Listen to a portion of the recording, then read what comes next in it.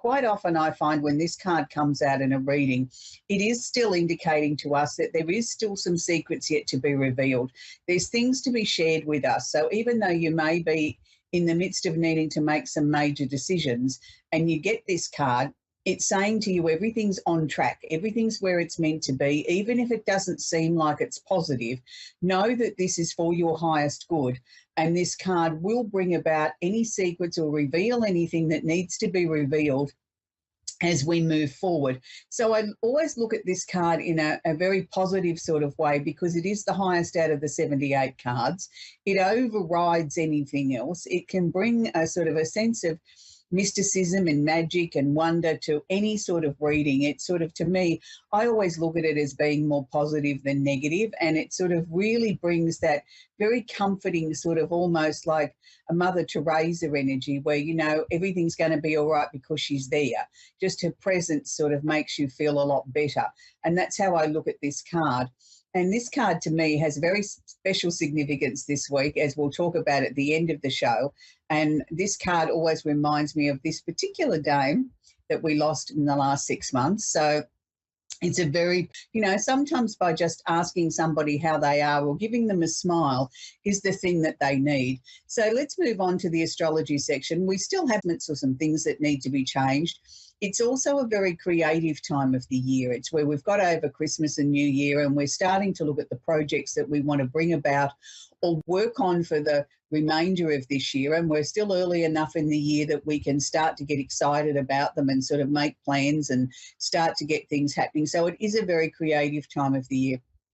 I quite often find that people find it's a time of the year where they look at what concerts they might want to book or look at the films that they want to see. It's, again, comes under that creative banner. It's like, I really want to get some culture and some pleasant things in my life, things to look forward to. So it's a positive time of the year.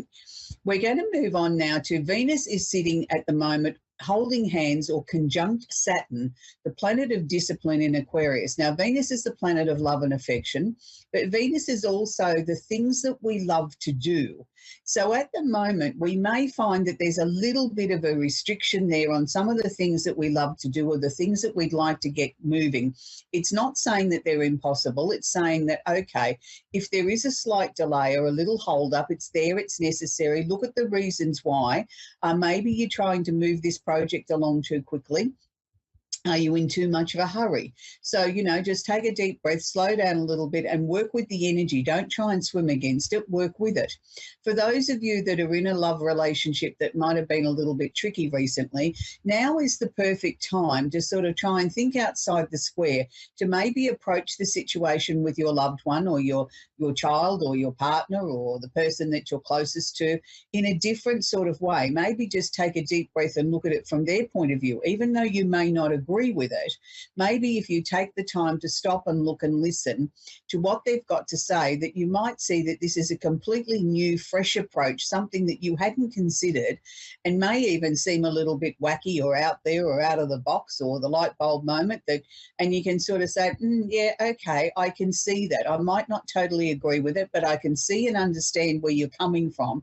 That now gives you a point of negotiation that we can start to take negotiations or conversations a little bit further than what we did before, where you were just flat out, no, no, no, no, no, and I'm not listening and I'm not looking at it. Sometimes we need to take a step back and look at the other person's point of view, and then we start to see resolution.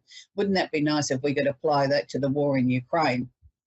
To have President Putin bloody take a step back and say that I'm being a bully and I shouldn't be here and I'm going home. We can only hope, we can only pray.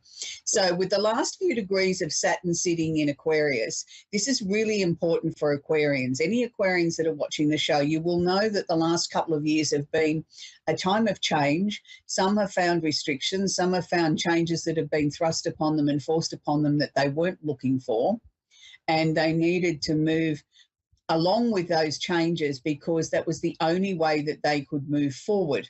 So it's interesting now, as Saturn moves through the last few degrees of Aquarius, he's asking you to make sure that you've learnt the lessons. Is there anything that needs tidying up? Is there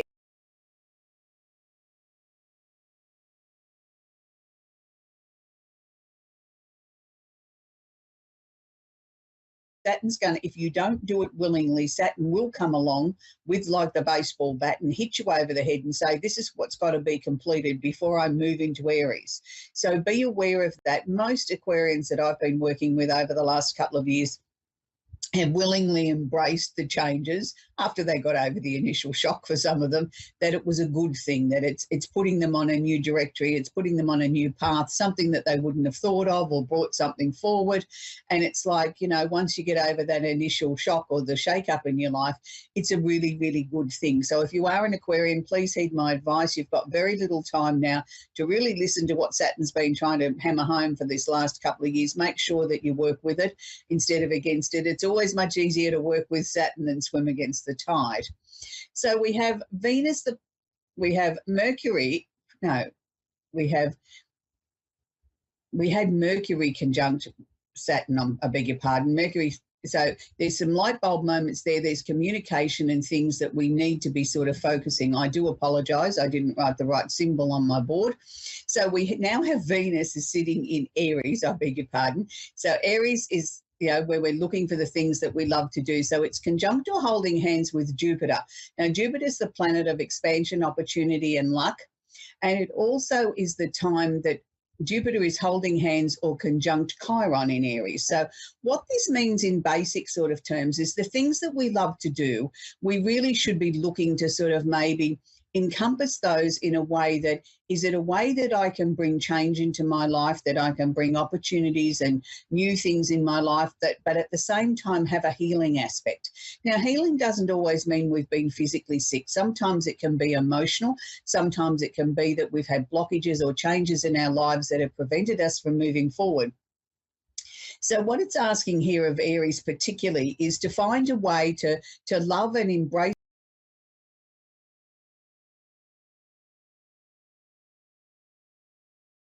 the,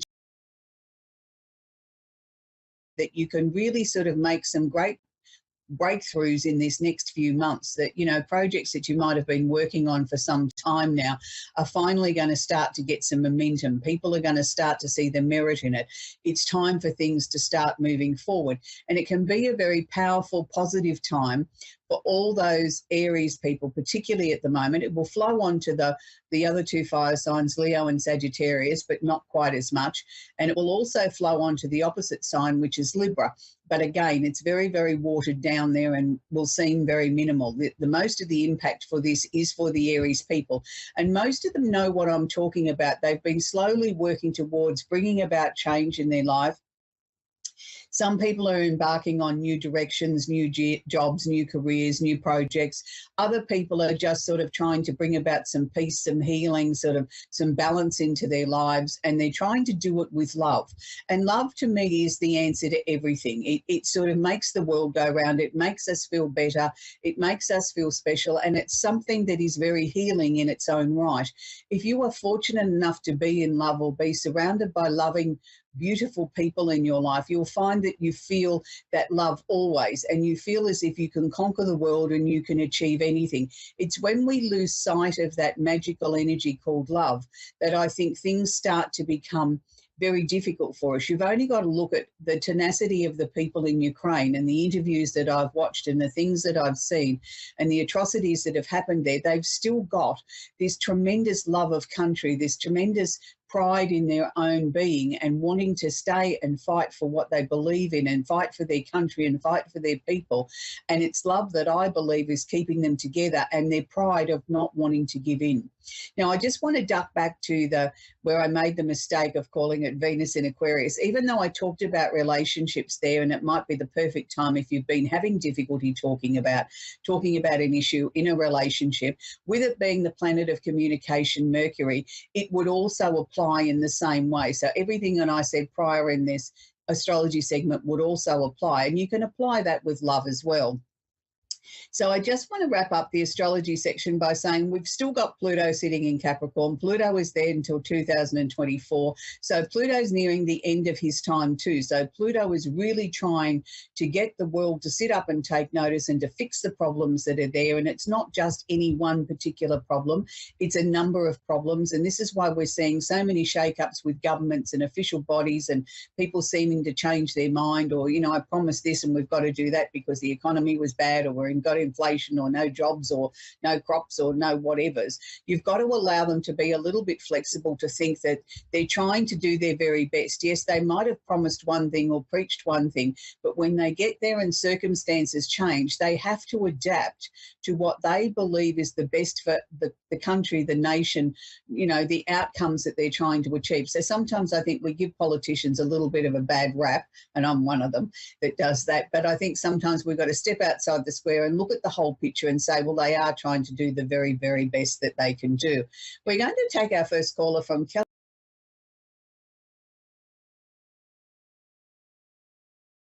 Do you have a question I can answer for you, sweetie? I just started a new project this week. I was wondering if you had any insight on that. Okay, I think you've taken a very brave step, Kelly, haven't you, by embarking on this new project? It was something that you'd given a fair bit of thought to and sort of researched and looked at before you started it.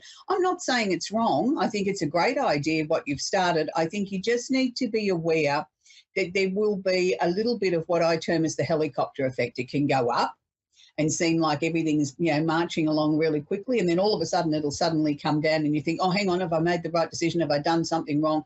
No, just be aware that this is how this project is going to go. It's going to sort of seemingly go up, and then it'll come to a standstill, or a sudden, you know, drop back in the energy, and then it'll get a bit of a wriggle on again and things. By the time we get to August this year, I think, Kelly, I think it's really starting to sort of get its own momentum, and we're going to see that the progress that'll be made then will be consistent. It won't be the helicopter effect going up and down. So I certainly do think that you're on the right direction with this.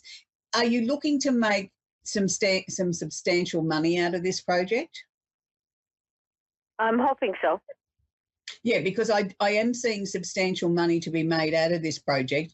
But again, I want to say it's sort of like the income goes up, goes down, goes up, goes down, and you sort of start to question it. It's healthy to question, but I don't want you to get bogged down in it for too long. If you know that everything that you've done is according to your plans and how you projected it should be, then keep going. Do you know what I mean? Unless there's something that stands out to you that needs adjusting or changing, I would stay on the same path. But I truly believe overall you're going to be hugely successful. And this to me is just the first step in another 2 sections or 2 add-ons to be added to this initial project a bit further down the track. Is that part of your plans, Kelly? I think so. You think so? Okay. Yeah, like, I mean, sometimes when we start things, we don't know where they're going to take us, do we? You know, we have some other ideas floating around in the background, but we're just so focused on the initial, let's get it off the ground, which is good. So has there also just been a change of residence for you, Kelly? Not at this time that I know of. Okay. Are you making changes around the home? Is that what I'm picking up? Because I've got all this movement and change around you as if nothing's sort of set in concrete at the moment. It's like I'm open to everything. Yeah, there's a lot of movement in the household. Right. Okay. But you seem to be, you yourself personally seem to be open to any sort of change that comes along. I'll give anything a fair hearing. Yeah. Yes. Yeah, well, that's good. I want to see you stay in that sort of flexible sort of energy so that you are ready for any changes or modifications that you need to make along the way, Kelly, and that will make the project even more successful. So I just want to wish you well. I know you're on a winner here, Kelly. Okay. Great. Thank you. We're going to speak with Natasha now in Brooklyn in New York as well. It's New York Day today. Hello, Natasha. How are you? Hey, how are you doing? I'm very well, thank you, sweetie. Do you have a question I can answer for you? Yes, I wanted to know, was me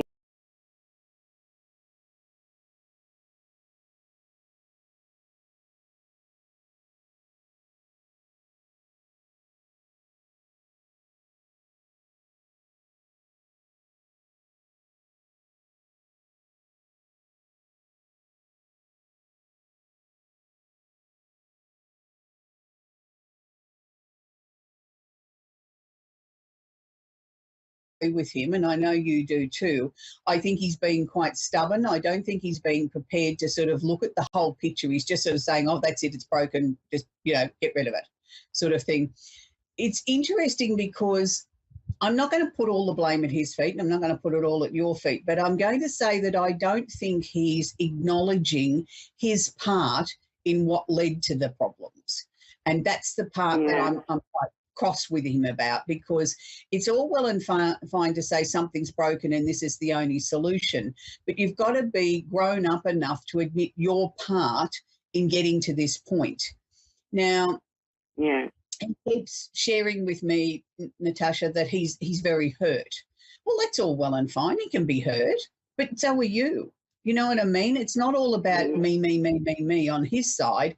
It's about what's happened to both of you during this process. Look, I wish I could turn around and say to you, Natasha, no, you're not going to get divorced. I see that as being sort of the only road forward at this point.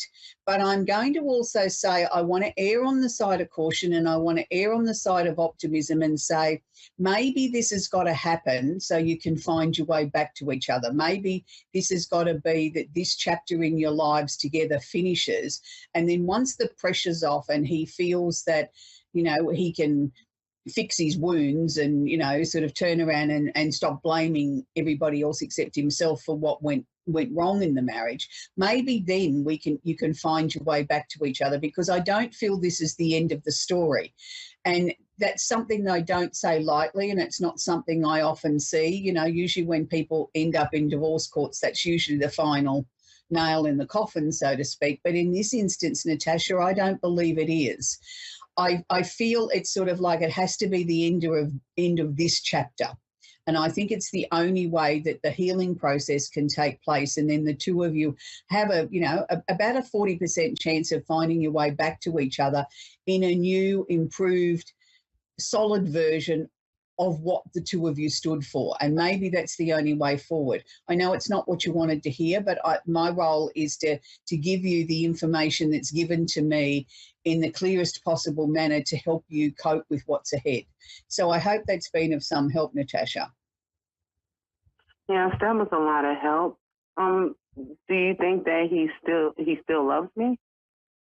I do, and this is the stupid part. Deep down, he still loves you, but it's like all as he can see is what he sees is the hurt. That, he sort of feels as if he's the only injured party out of this marriage, and he's not. There's enough hurt and frustration and everything to go around for both of you. And I'm not going to say this just because I'm speaking with you, Natasha, but if I was to split the pie up to who had the most hurt out of this marriage, I'd have to give the majority share of that to you. You've been the one that's made allowances. You've been the one that's tried to be supportive, that's, supported his stupid random dreams sometimes and, knowing full well they wouldn't work, but you gave him your 100% support and went along with it. And if it worked out, well and fine. If it didn't, you were there ready to pick up the pieces. A lot of his hurt and his pain, Natasha, I think goes way back to childhood. And it's like he's collected all that together in a basket and he's dumped it at your front doorstep and said, you caused all this. And that's not true. So it's the only way I think the two of you can move forward. I know he still loves you. He won't admit it, but he sees that this is the only solution. And we have to honour that for the moment, as much as painful as it is. But I think once that pressure's off, I think you will find your way back to each other. And I think then, the relationship, whether it heads back into, legalised marriage again or you just live together, it will be a completely different, more balanced relationship where you both will find great joy with each other. So I hope that's helped you, Natasha. Yes, ma'am. Thank you very much for helping with that. You're very welcome, sweetie. What you need to do now is just sort of take hour by hour, Natasha, and not try and look at the whole picture. Just try and deal with what you've got to deal with in the short term, and that'll give you the strength to get through, because this has really been very taxing on you. I don't think many people around you know how much this has really affected you, because you really, truly do believe in the institution of marriage and you still really love your husband. And this is hard. Yeah. And okay, so sweetie. I lost both of my parents. I lost both of my parents 6 months before I got married. So I was going through a lot of emotions. Yeah, I'm sorry to I hear thought that. that he would understand that. Yeah, but So maybe it was more than what he could deal with. Maybe he didn't know how to fix it or fix you or help you. So it was sort of like, oh, well, this is the perfect time. We'll get it all over and done with at once, which is silly, but yeah, I know. But some people can't deal with losses like that, sweetie. They just don't know what to do. So they take it what I see as the easy way out and say, oh, well, this is broken. We can't fix it. We'll add that to the pile. You know what I mean? So it's unfortunate. But look, you will yeah. find your way back together again, and I wish you well. And that's where we've got to leave it now, Natasha. So that was Natasha in New York. It's interesting how so many people are going through so many changes at the moment. And, there's lots of healing out there at the moment. I want to share with you a little bit about what happened in my week here in Australia. For many, many people, they would know that August last year, we lost Dame Olivia Newton-John. And here in Australia, we had a memorial for her over the weekend. And it was a very touching memorial that was aired on all the major networks here. And from lots of people around the world who love Dame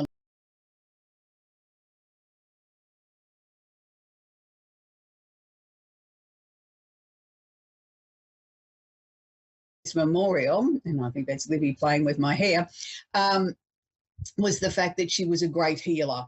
And that was something that I suppose in a sense that I'd overlooked. I mean, yes, I knew she was very much into the complementary therapies, and I knew that, she was into juicing long before it was fashionable and things like that. And she always had a beautiful heart, and she sang a lot of beautiful love songs. But when you look at the words of the songs that she wrote and she sang and the different musicals that she was in and the amount of people's lives that she touched from Grease through in her movies, from, Grease, Xanadu, all those sort of things, Let's Get Physical. She started, people exercising, things like that. But the most important thing to Livy was love. And it was something that she was fortunate enough to find a few times in her life. And everybody spoke very highly of that and the things that she did, and she went on to open her own Olivia Newton-John Hospital and Wellness Centre here in Australia many years ago now for cancer. She did the walk on the China Wall. It was just amazing to see the outpouring of love for a very, very special lady who was given the title as Dame by Queen Elizabeth, and that the people that are still were in her lives right till the end that have been there and her friends for over 50, 60 years. So it's an amazing tribute to a beautiful lady who I don't think the world will ever forget at what Olivia Newton-John brought to this world and what she gave to each and every one of us. I was never blessed to meet the woman in person, but I've been a huge fan of hers throughout my lifetime. And it's amazing to sort of see how many people got up and said things like that they were, certain movies or certain songs had touched them in their lives and helped them embark on the way that they wanted to sort of live their life, or the careers that they chose, or the things that they did, that she left a legacy that I don't even think Olivia would even begin to realise how much she touched so many people. So then that led me to what particular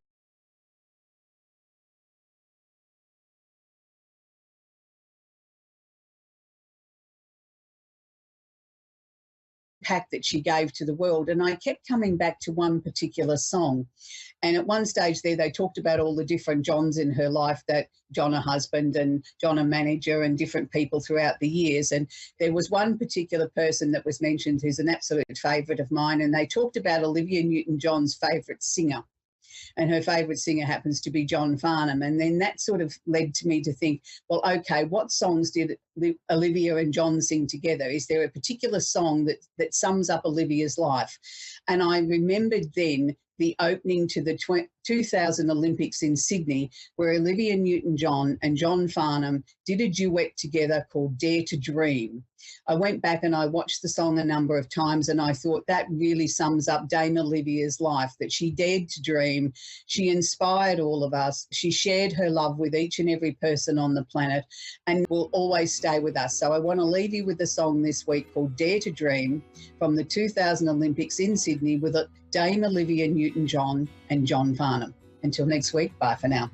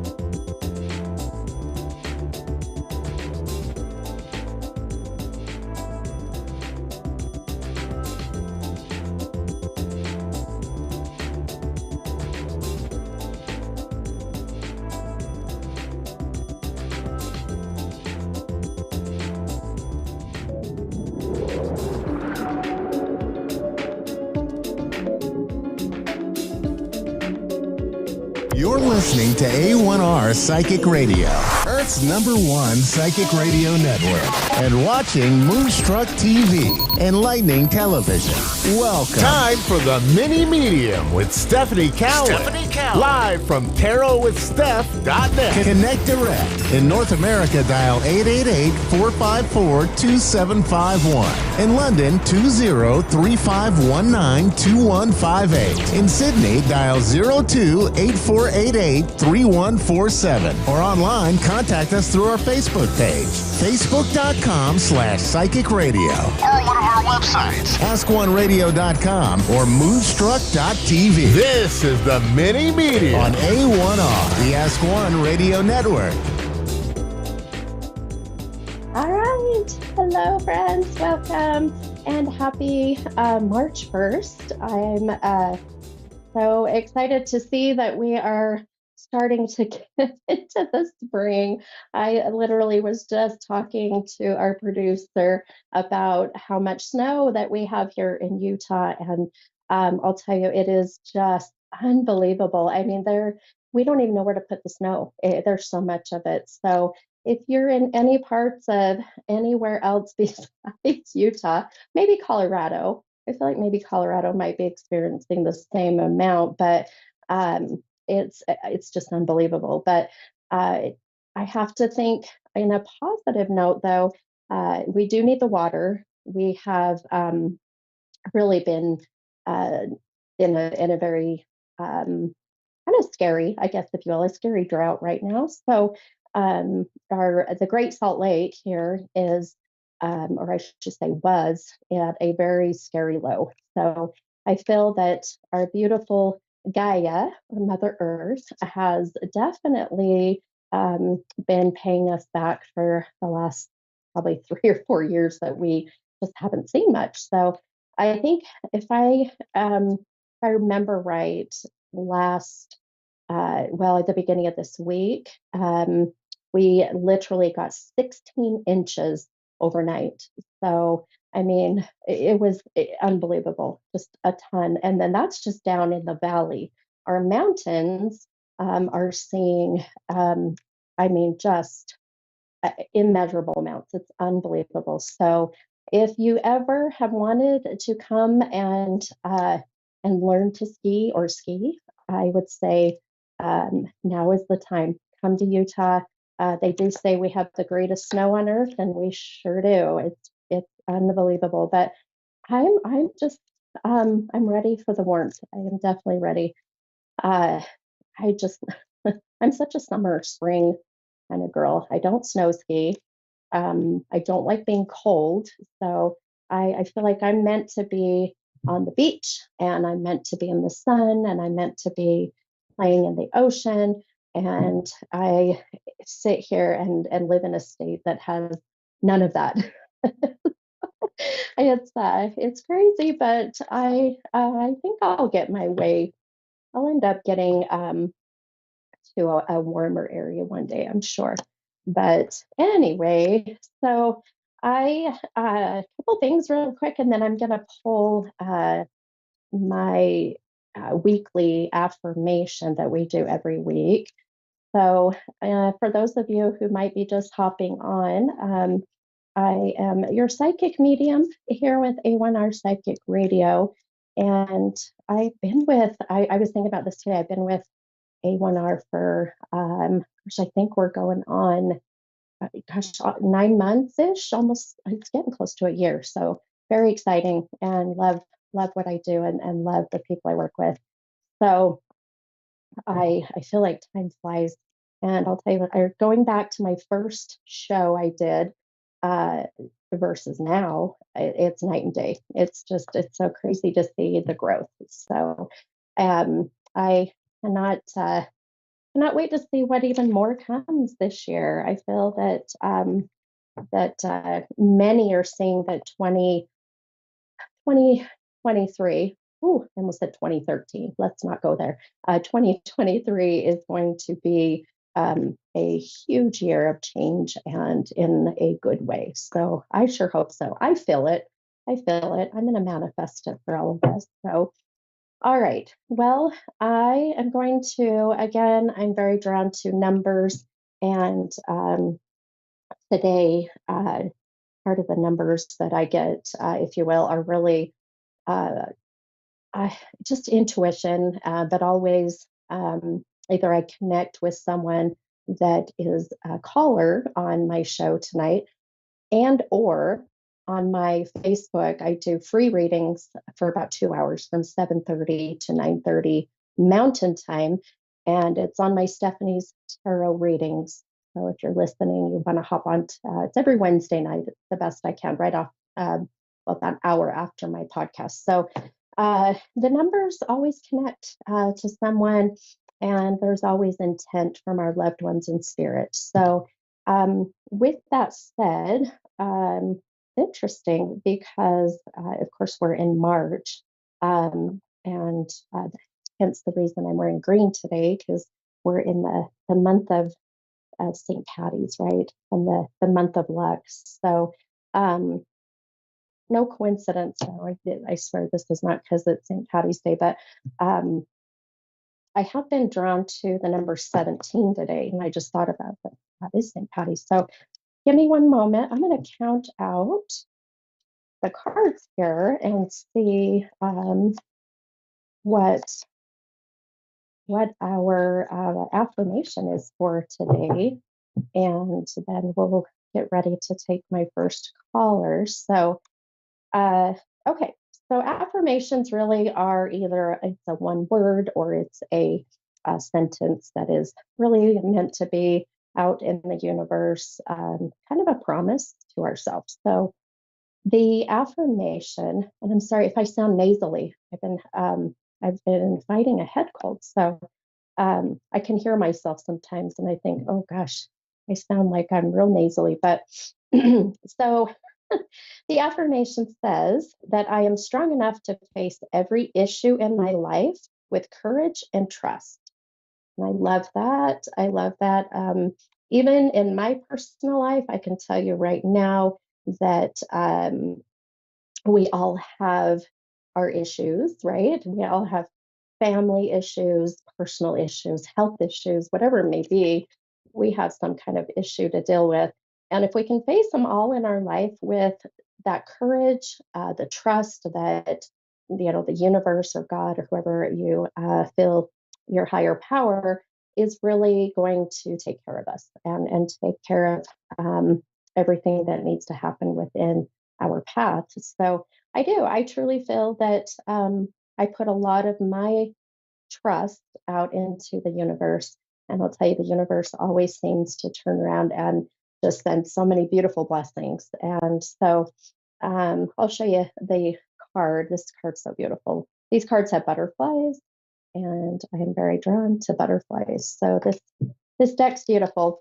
If you're ever wanting to know which deck this is, feel free to message and I'll send that info to you. But all right, I think I am ready. I'm excited. We're in a new month. It's March 1st, and I'm ready to take my first caller. And this is Gabby from Texas. Hi, Gabby. Hello, how are you? I'm good, hon. How are you? I'm doing okay. Good. I feel like sometimes that's all we can say, right? Doing okay. Yeah. Hanging in there. How can I help you today, hon? Yes, my uncle passed away in February, and I was wondering if like we've been having a lot of family problems with his death because my cousins have been starting so much problems with us, and I wonder what he's saying about it. Like, did he go at peace? Did he does he know what's going on? Like, is he mad at the fact, or is he saying anything to me? Okay. Okay. Okay.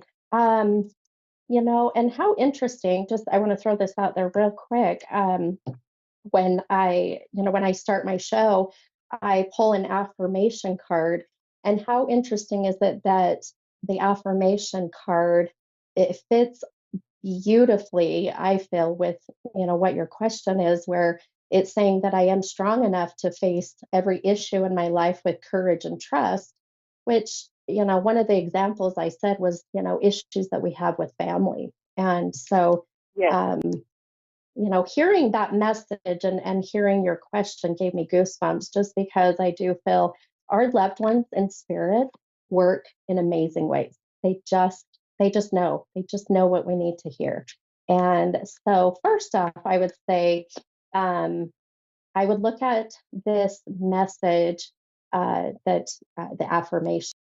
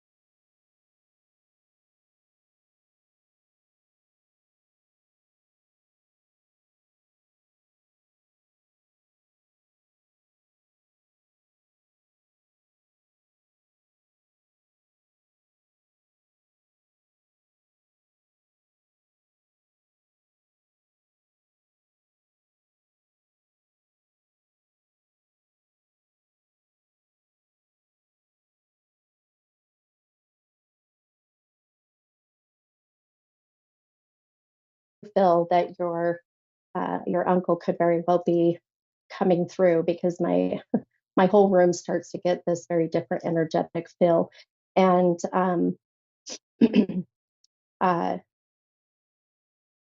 uh, he wow, okay. He's showing me, if this is uncle, and some validations, but he's showing me at the moment that that uh, either he was misdiagnosed, or there was something of a procedure that they were going to do but never did. Do you understand that? That's actually my grandpa. That's my grandpa. Oh, He well, passed away. fabulous. Yes, he passed away Okay. in February of last year. But he was supposed to have he was going to have another prostate surgery, but they said that he wasn't able to because he wasn't going to make it. I see. Okay, so your grandfather, now, is this the same family, the same side as uncle? No, no, this is my mom's Okay, side. My uncle is on my dad's side, but they okay. knew each other. They were always close.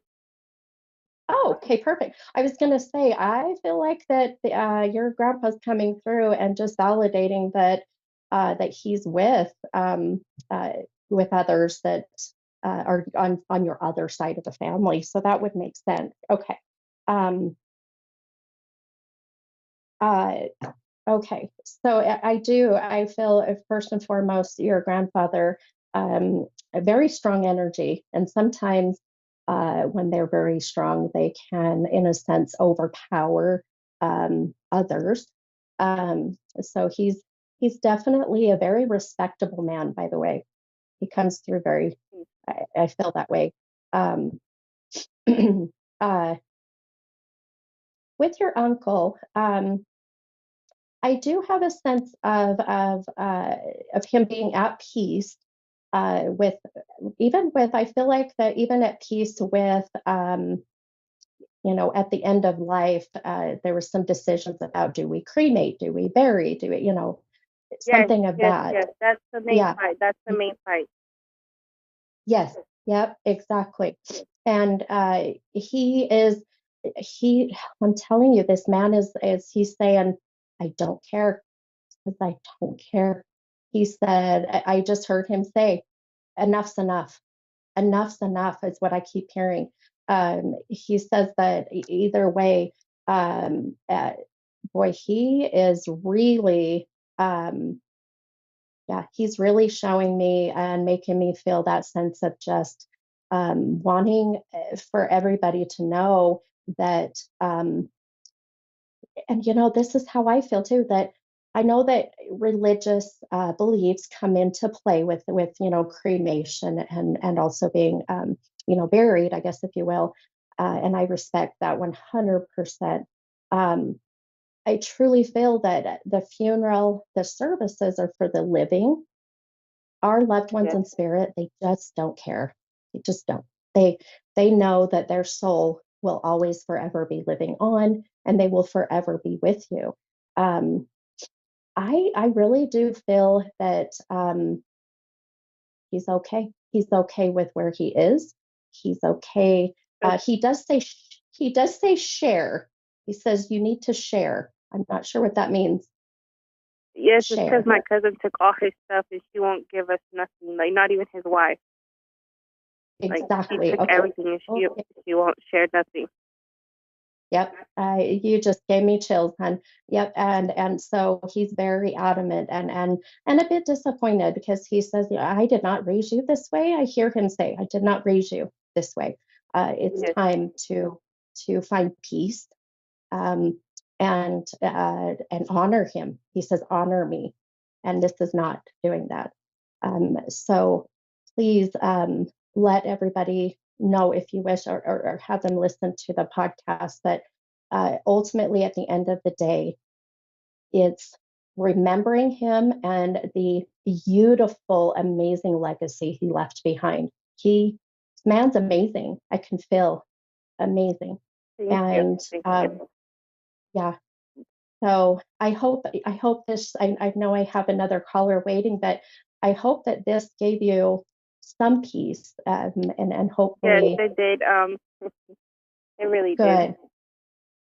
did. Good. Well, I appreciate you calling and being on my show and being vulnerable. I know that this stuff's not easy. And if you're ever interested, tonight after my show at 7:30 Mountain Time, I do get on my Facebook and do free readings for about 2 hours. So if you're interested, we could even be picking up more of him later. Yes. What's your Facebook?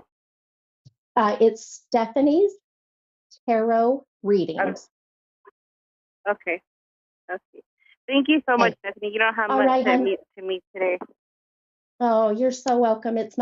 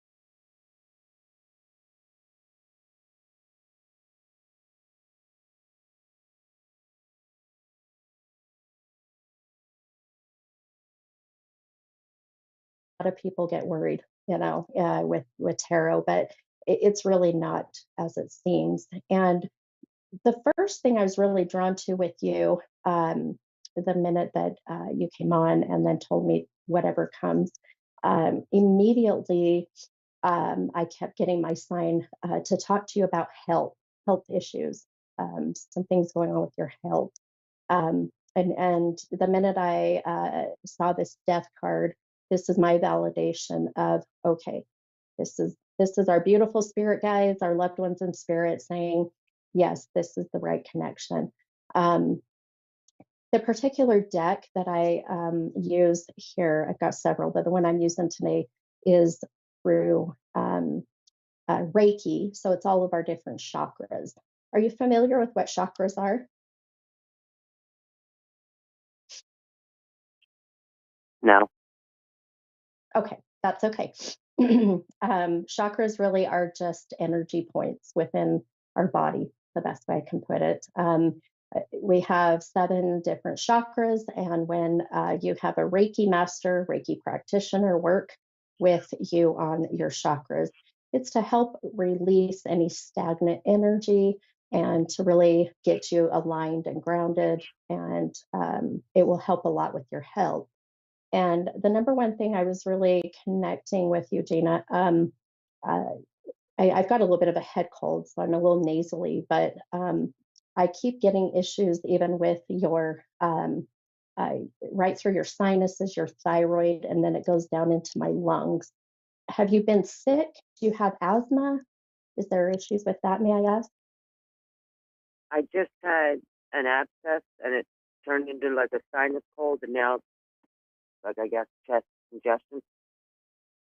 Gotcha. Okay. Okay.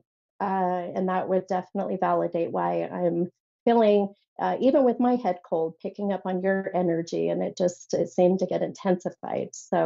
Um, so I do feel some health things I would just be mindful of.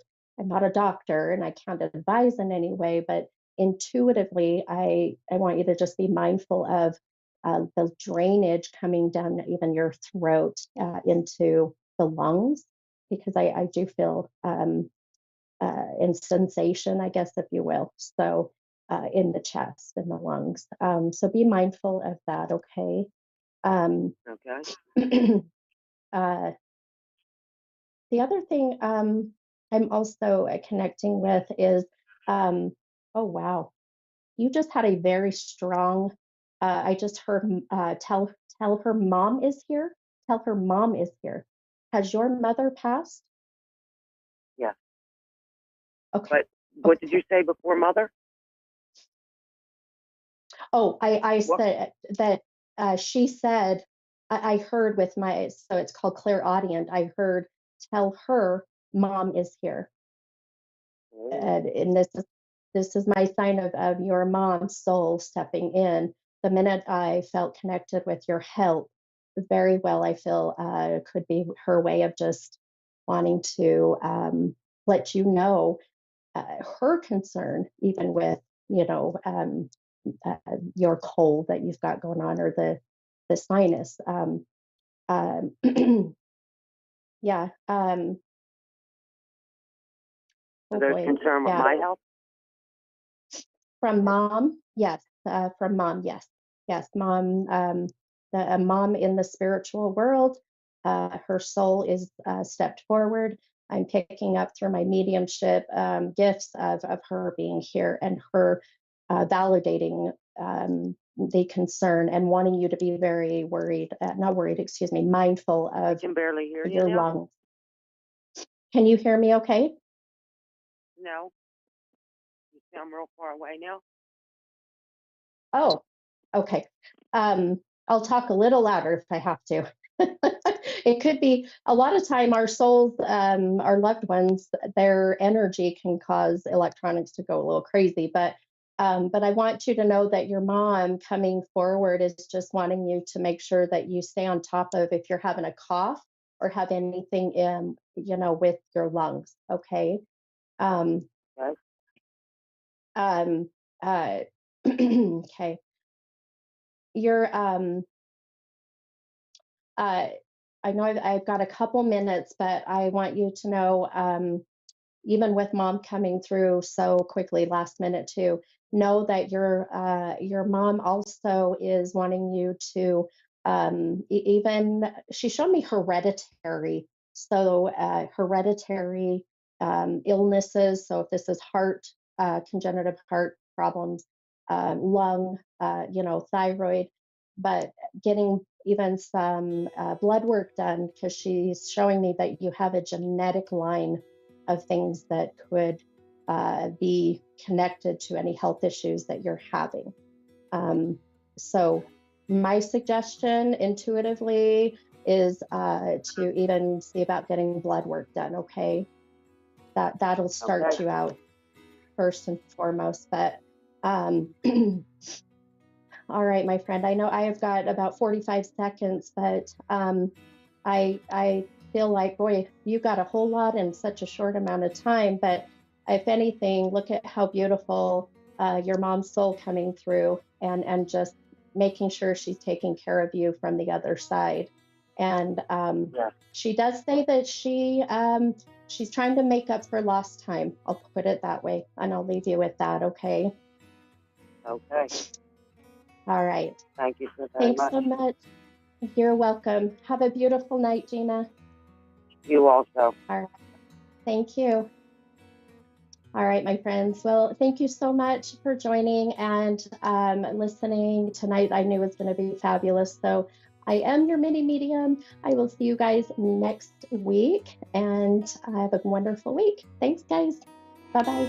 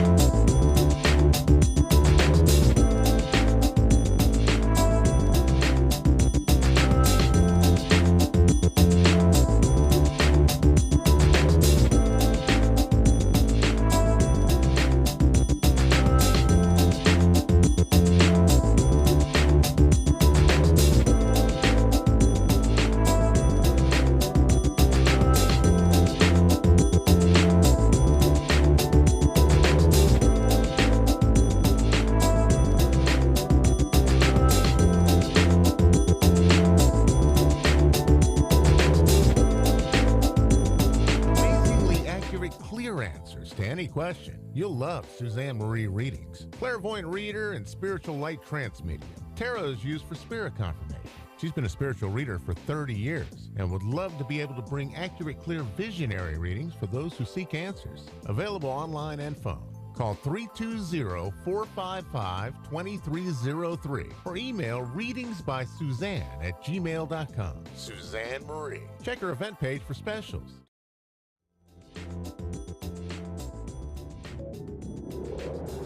You're listening to A1R Psychic Radio, Earth's #1 psychic radio network, and watching Moonstruck TV, enlightening television.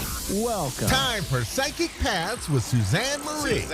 Live from PsychicPaths.com. Connect direct. In North America, dial 888-454-2751. In London, 20-3519-2158. In Sydney, dial 02-8488-3147. Or online, contact us through our Facebook page, facebook.com/psychic radio. Or one of our websites, askoneradio.com or moonstruck.tv. This is Psychic Path on A1R, the Ask One Radio Network. Hello, everyone. Welcome to Psychic Paths. I am Suzanne Marie, and this is A1R Psychic Radio. How is everyone tonight? I certainly do love Wednesdays. I am so thankful for all the beautiful souls that I get to connect with and get to know better and it's just been a wonderful, wonderful journey into this, and especially with A1R Psychic Radio. So, welcome. I hope that everyone is feeling loved and safe and comforted by those that love them. So, I'm a clairvoyant and a light trance medium, and I'm here to do readings. I really, really, that's my passion, and I really love doing them. So, this is what we do, and this is why we're here. So, if anyone wants to reading, please call in, and I will do my very, very best. We are in Aquarius season, which is the season of change, and it's kind of constant change. So it's a continual change. And then we'll go right into Pisces, which is dreams and aspirations. And so it's a very, very good time for me to be here and be able to do the readings. So yeah, I am in Minnesota. It is the dead of winter. So if anyone has any sunshine going on, please send it our way. We would enjoy it. Um, so yeah, and you can reach me if you enjoy the reading and would want one of your own. You can reach me at readingsbysuzanne@gmail.com. Thank you so much. Margaret from South Australia. Hello. Yes. Hi. Hello. How are you? Hi. How are you tonight? I'm fine. I'm well, thank you. Today is a beautiful hot day here in Australia. We're going through our summer and our heat wave. Very hot summers in the south of Australia. I hope I can pick some of that up for the winter here. It's it's like 13 inches of snow outside. So wow. Well, I haven't it's been kind here of extreme. For years. I know, absolutely, absolutely. What can I help with tonight? Look, Suzanne, there are several issues. One of them is my family, my brother. It's got to do with my mother's passing, inheritance. I'm not sure where this is going.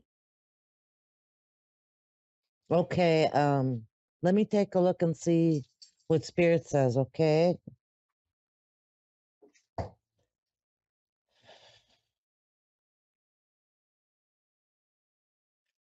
Okay, so did your mother pass away like maybe a month ago?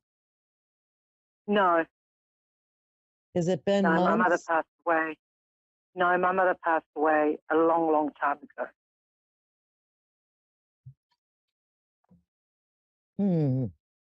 It feels like there's a lot of anger going on. I feel a lot of frustration and anger. And I was picking up your mom, but she was making it seem like, oh, I just got here. So that's why I had to ask. So has your brother always been quick-tempered? Because it feels like even when he's not showing it, he's thinking it. He's very quick-tempered. Yeah. Yes.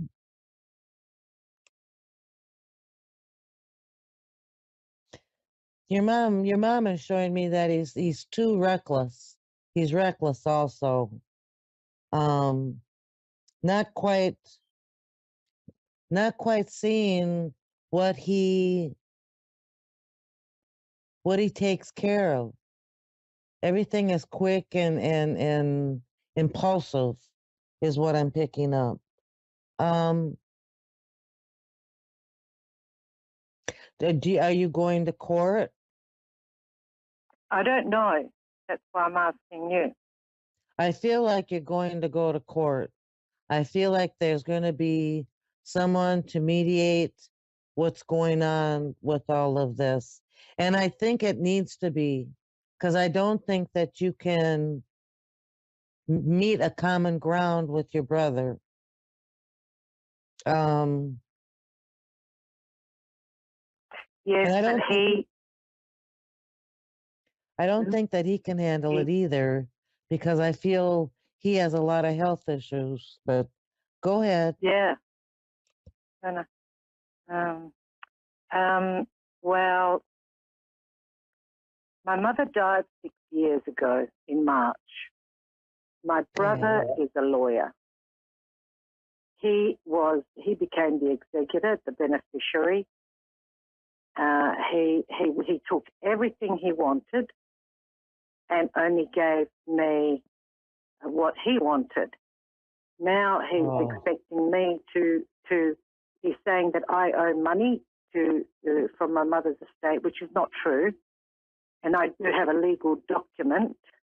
But he's one of these narcissists that he thinks he said nobody can beat me, nobody can win me, not even God can take me down. That kind of man. Right. That's what I was sensing. Yeah. That's why I've had a lot of therapy. I'm sorry. I'm sensing that only a mediator can deal with him, someone that isn't involved. And I feel like he will be shut down. He will be shut down. Yes, he will be told to step back. That means that you're going to be winning this court case, because he really doesn't have a claim. This is all nonsense. This is air. This is a lot of hot air. Yes, but what he's done is he's how is the word?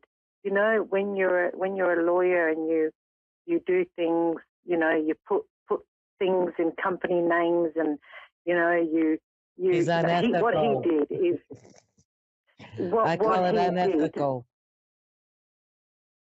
Yes, unethical. What he did is he used all my mother's assets to build his little empire and left me with virtually 10%, 10% which I've been, it's been very difficult, and he's been blackmailing me for 6 years. So I eventually, my mother... Go ahead, honey. Oh, no, and I'm just saying I'm sick of it. It's caused me health issues. Just wondering, and my mother's got a deed of release. Now he wants to see the discovery note, but he cannot do it without he himself getting a lawyer. And I'm scared because he's powerful. He's got money. I don't have that much money to beat him in the legal system. But my lawyers are also forensic lawyers, and they can smell a rat, and that means that my mother's whole estate will come into this situation, and he could very well have to give me something more. That's what I'm picking up. I'm picking up that you have the truth, and that's what's going to win out on this. And I feel like his personality isn't going to do him any favors when he's the one in court. I do see a really good judgment for you.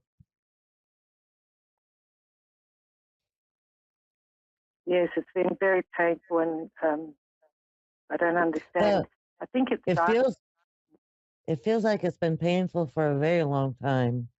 Very long time. Yeah. But I feel like there will be an end to this, and the court will see it your way. That's how I feel. I feel like he will be shut down with all his, it just seems like he's angry, and that's not going to get him far. And your mother is very much on your side. she's been talking to me, and she's on your side as well. So I just want you to know that. She says she loves you dearly. Well, I loved her, and I took good care of her until the very end. I even dressed her when she passed. She's a really, really sweet person. She's just really sweet. So I wanted to give you that, and just please be patient. Thank you. And you will find that judgment, I promise. You will get justice. Can I ask you, thank you for that, because it has to end because it caused me illness. And I'm fortunate that I'm here. But I'm strong, and I need this. I need this because man's created fear in my life. I'm getting therapy. But thank you for that. I appreciate it. Look, I've been on my own for a very, very long time. Will I ever meet anyone in this lifetime? Will there be anyone for me? I feel like it. I feel like that it will have something to do with your health. So you may meet him in a medical situation, like a clinic or something. But I do feel like that will be sometime in the summer. The meeting will be this summer. I do have to go, but thank you so much for allowing me to share with you tonight. Thank you. Thank you very much. I really, really appreciate it. So my health is good. I just wanted to know that. My health okay? Yes. Thank you. Thank you, Suzanne. Very, very appreciative. You have a beautiful day, okay? Thank you, Suzanne. Much appreciated.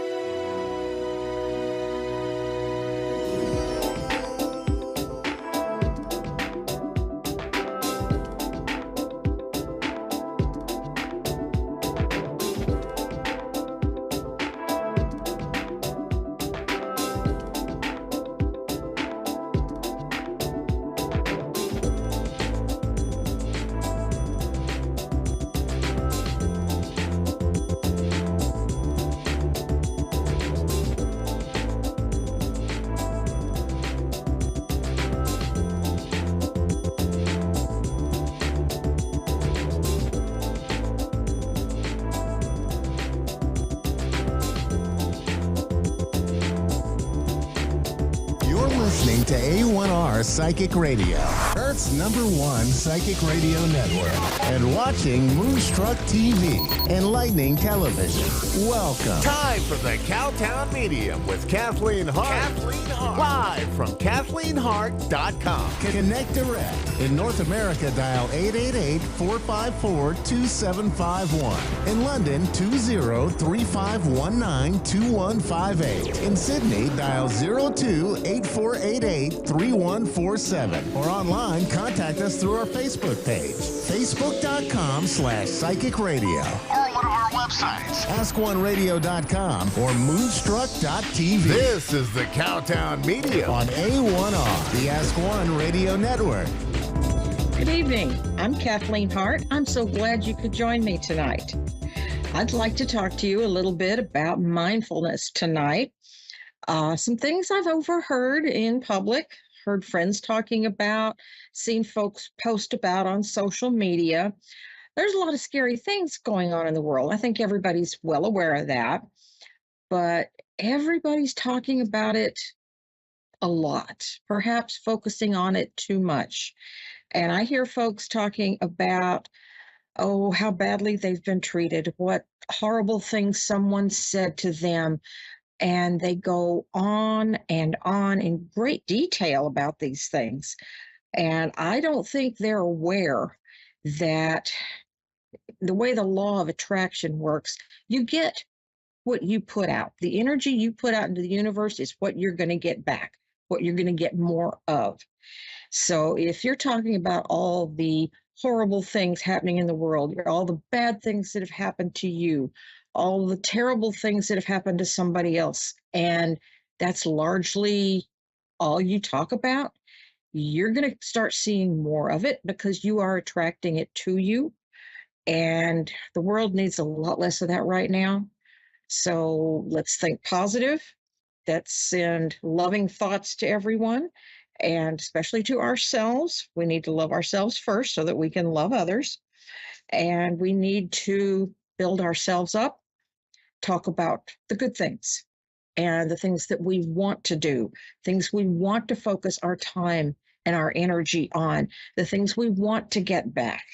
Let's talk about those, build ourselves up, build up each other up, and attract more abundance and attract more good luck and positive outcomes. So let's focus on the positive. I know you've probably heard that too much, but it's a good advice. I see we have a caller tonight. Hi, Monica. What can I do for you? Hi. I just wonder if just give me some insight on some things that are going on with me and where I'm headed career-wise and okay. You know. So how about career first? Okay.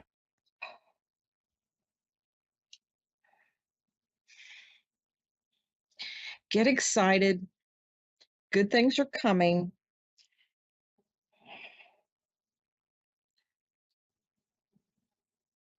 Put out to the universe, shout out to the heavens what it is you're looking for. What brings you the most joy? What do you get most enthusiastic about? Focus on that, talk about that, and start looking. The more you focus on it, the more it will turn up. So make sure you're very clear on what it is you want to do and talk it up to yourself, talk it up to your friends, begin to talk it into existence, and then go out and hit the pavement and find it because it'll be out there. But be picky. Don't settle for less than what you're looking for. Does that make sense? Yes.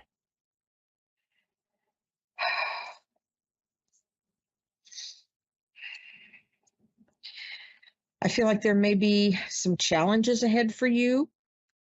An important decision to be made. But as long as you stay focused and positive, you can overcome anything.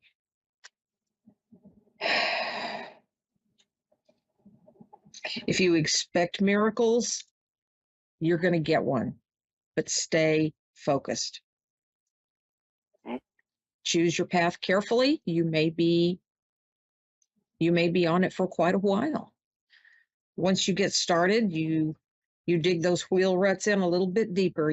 It's harder to get off that path once you've really well established it. So be choosy. Be choosy.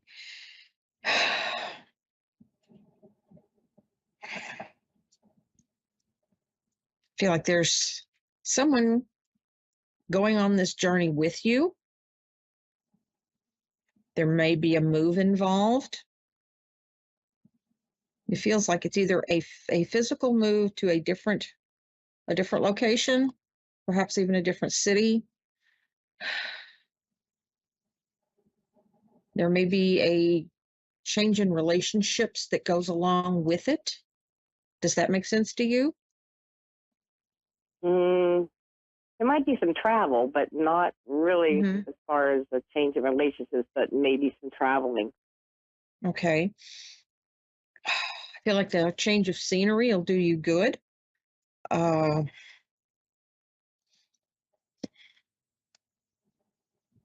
you feel called to do something new and different? I like what I'm doing. I just feel like there's an obstacle right now with my health. And I'm a little worried because it would affect my job. Absolutely. Stay focused on your health. Don't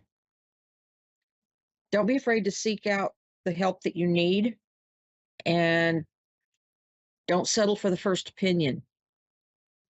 Get a second opinion on anything that's important.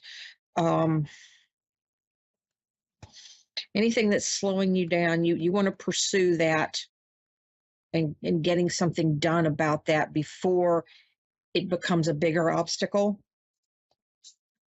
Yeah, it's kind of I'm where I want to be career-wise. I got a promotion, but and I'm excited about it, but I have an injury that I think is going to need some attention. Definitely. It would affect my job. Don't let that go. Don't overlook it. Don't downplay it. Too many times folks, these days will say, rub a little dirt on it and go on. Suck it up. It's not that bad. Pay attention to what your body's telling you. If it's causing you that much pain now, potentially it will only get worse unless you do something about it. So definitely seek the best treatment you can find, and don't let anybody tell you, if you feel it's that bad, don't you let anybody tell you that it's not a big deal. Because my if it's husband's not trying to do that, but I think he's wrong. I think it's a bigger deal than he thinks. Go with your gut instinct. It very, very seldom will ever lead you wrong. So you know how you feel. Nobody else does. You listen to that and follow that inner guidance. If it hurts, get a doctor to look at it. Go to a specialist. Don't mess around with somebody who doesn't know enough about what you're going through. Does that make sense? Yeah, I've been rubbing dirt on it, hoping it will go away, but it's not going away. Too many of us were raised to do that, and that is not the best answer. It really isn't. Well, it's just because career-wise, I'm kind of where I want to be, and then this happened. So, well, you want to defend that career. If you worked long and hard to get there, don't let this get in your way. But don't just ignore it, because it won't go away. Okay. Be courageous and get the help you need, and don't wait. The longer you put it off, potentially the worse it's going to get. Okay. You always worry about whether you not have whether you have the money to pay for. That can always be a challenge. Focus on it and shop around. Not everybody charges the same thing. And sometimes if something insurance doesn't cover, talk to the providers, because sometimes they have a contingency plan for that. They may offer cash discounts. It's always something to ask about. The worst thing that happened is they can say no. I haven't heard one yet that did. Make sure you take some time for yourself, a little quiet time, a little personal time to pursue your interests, and just calm yourself and work on healing any worries or concerns you have that maybe you don't feel like sharing with anybody else. Definitely not with everybody else. Okay. Yeah, definitely. You need some me time in there too. Gives you a chance to get a new perspective, look at things from a different angle. What I'm hearing is look at the big picture. Take a step back, and is it going to matter in 5 years? Is it going to matter in 5 days? Is it going to matter tomorrow? Kind of helps you prioritize where you spend your time and your thoughts. If it's not a big deal, don't dwell on it enough that you make it a big deal. Does that make sense? Yes.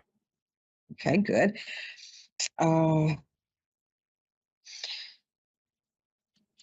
I feel like there's something going on where you need to look a little deeper, something below the surface. I feel like there's something good there, but you may not see it at first. It may be difficult to see, but dig a little deeper, look past what's on the surface. Closely examine it, because I feel like there's something good waiting there.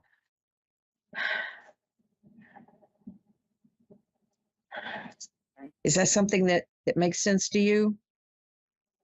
Yeah, just been something for everybody, taking care of everybody else and not really doing anything for myself lately. Don't forget to focus on you. You can't pour from an empty cup.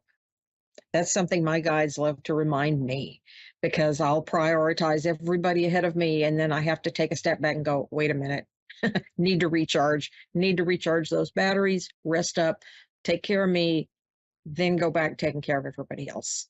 So don't forget to do that. Self-care is very important. Too many women these days overlook that. And will just run themselves ragged and neglect their health, and that is not going to get you where you want to go. Yeah, that's what I've been doing. I've been taking care of everybody but me. Yeah, that's a bad habit a lot of us have. And once you practice, you can begin to get out of that. But don't forget, put you first, self-care. Then you can take care of everybody else. Just like they tell you on the airplane, if the masks drop, put yours on first and then help the person next to you. Because if you pass out, you're no good to them. Same logic. Right. Was there another area you wanted to focus on? Are my children going to be all right? Everything going okay with them?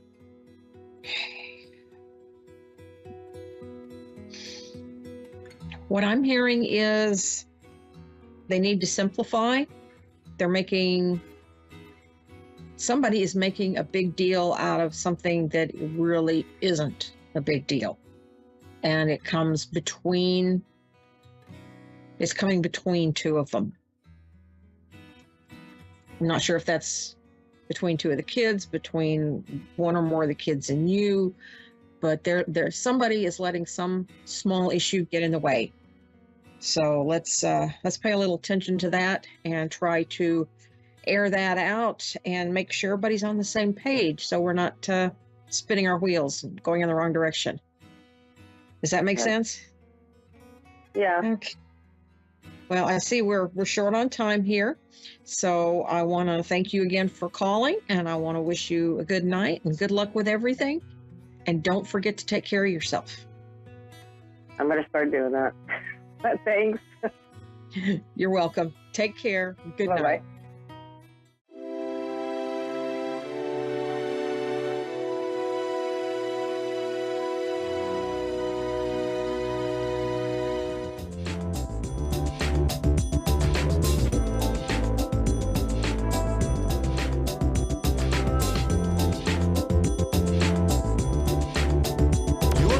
To A1R Psychic Radio, Earth's #1 psychic radio network, and watching Moonstruck TV, enlightening television.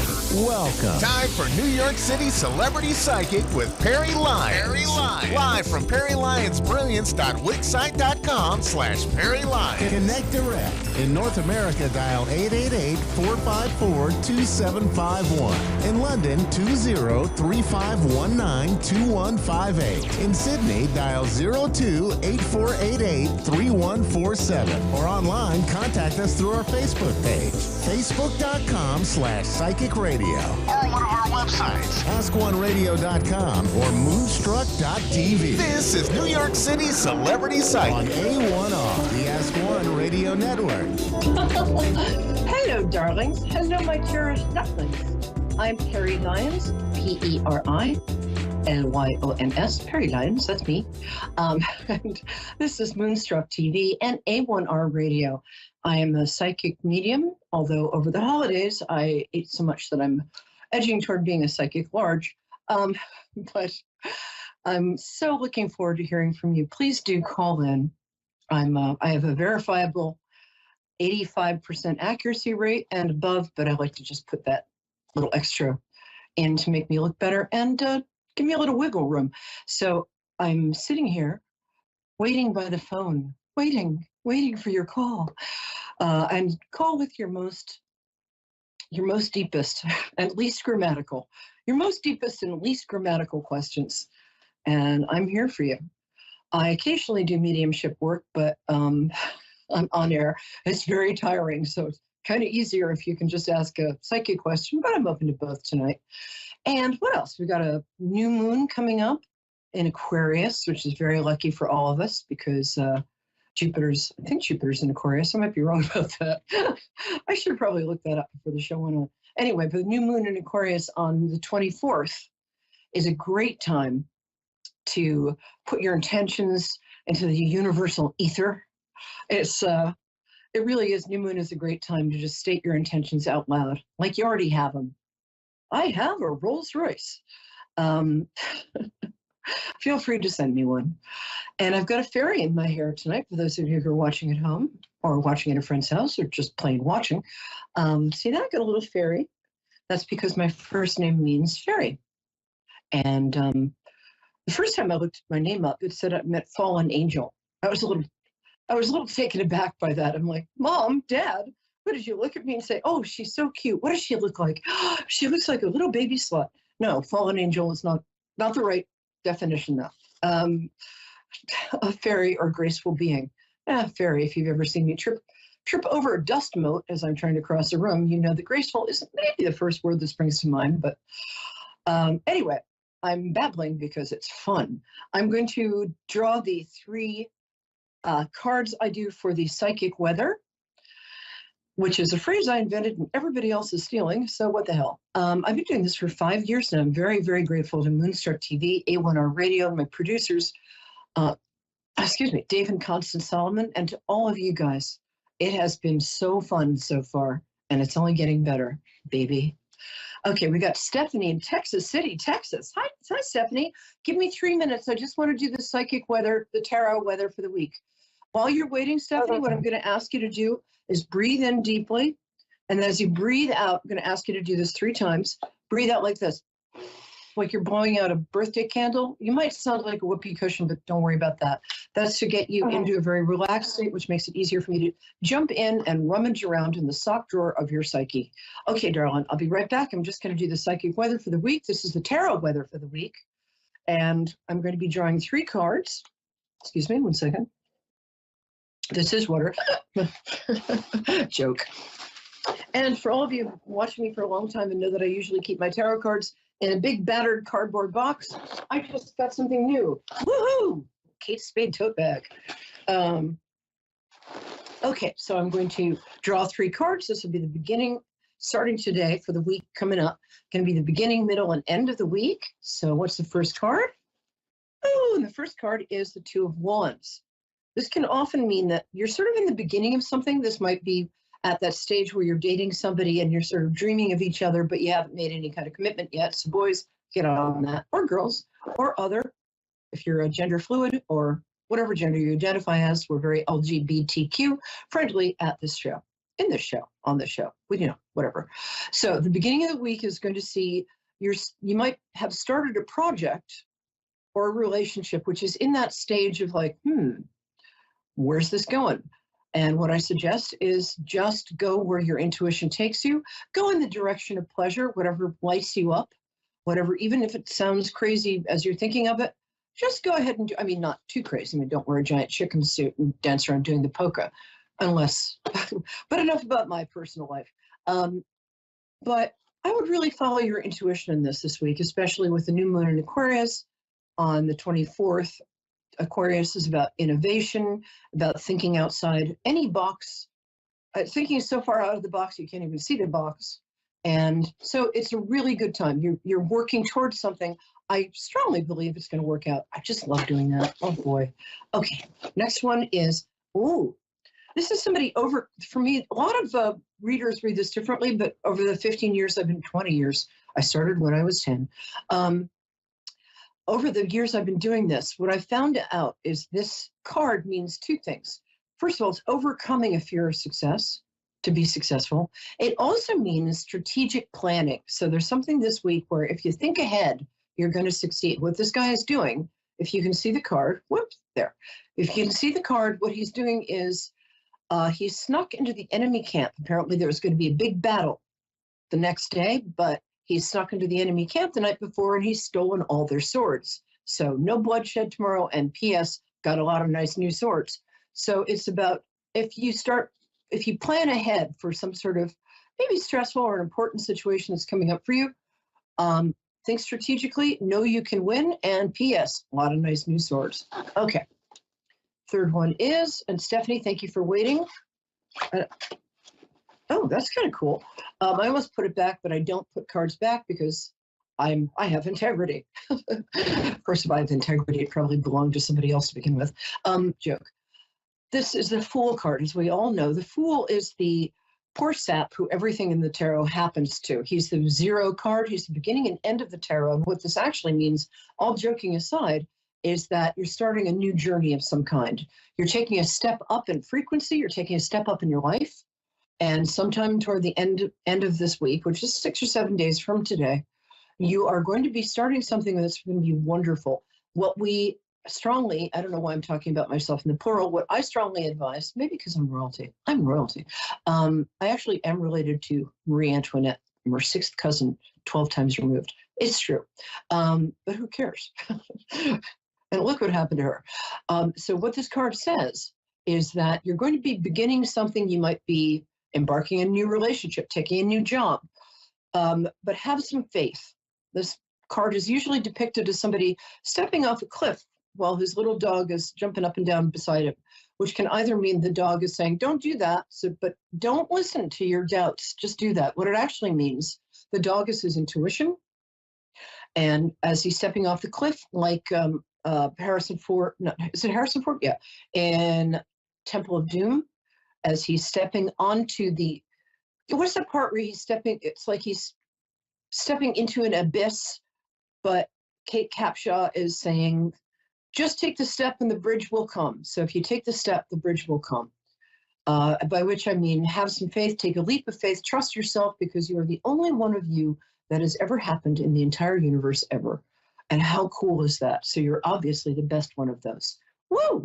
Thank you. That's our week. So it starts off with, you're thinking about, you're into a project or a relationship. It hasn't gotten to the culmination stage. That's fine. Just enjoy the ride. Totally. The second part is plan strategically for success. A lot of nice new swords. And the third one is, I have just forgotten that. Oh, the Fool.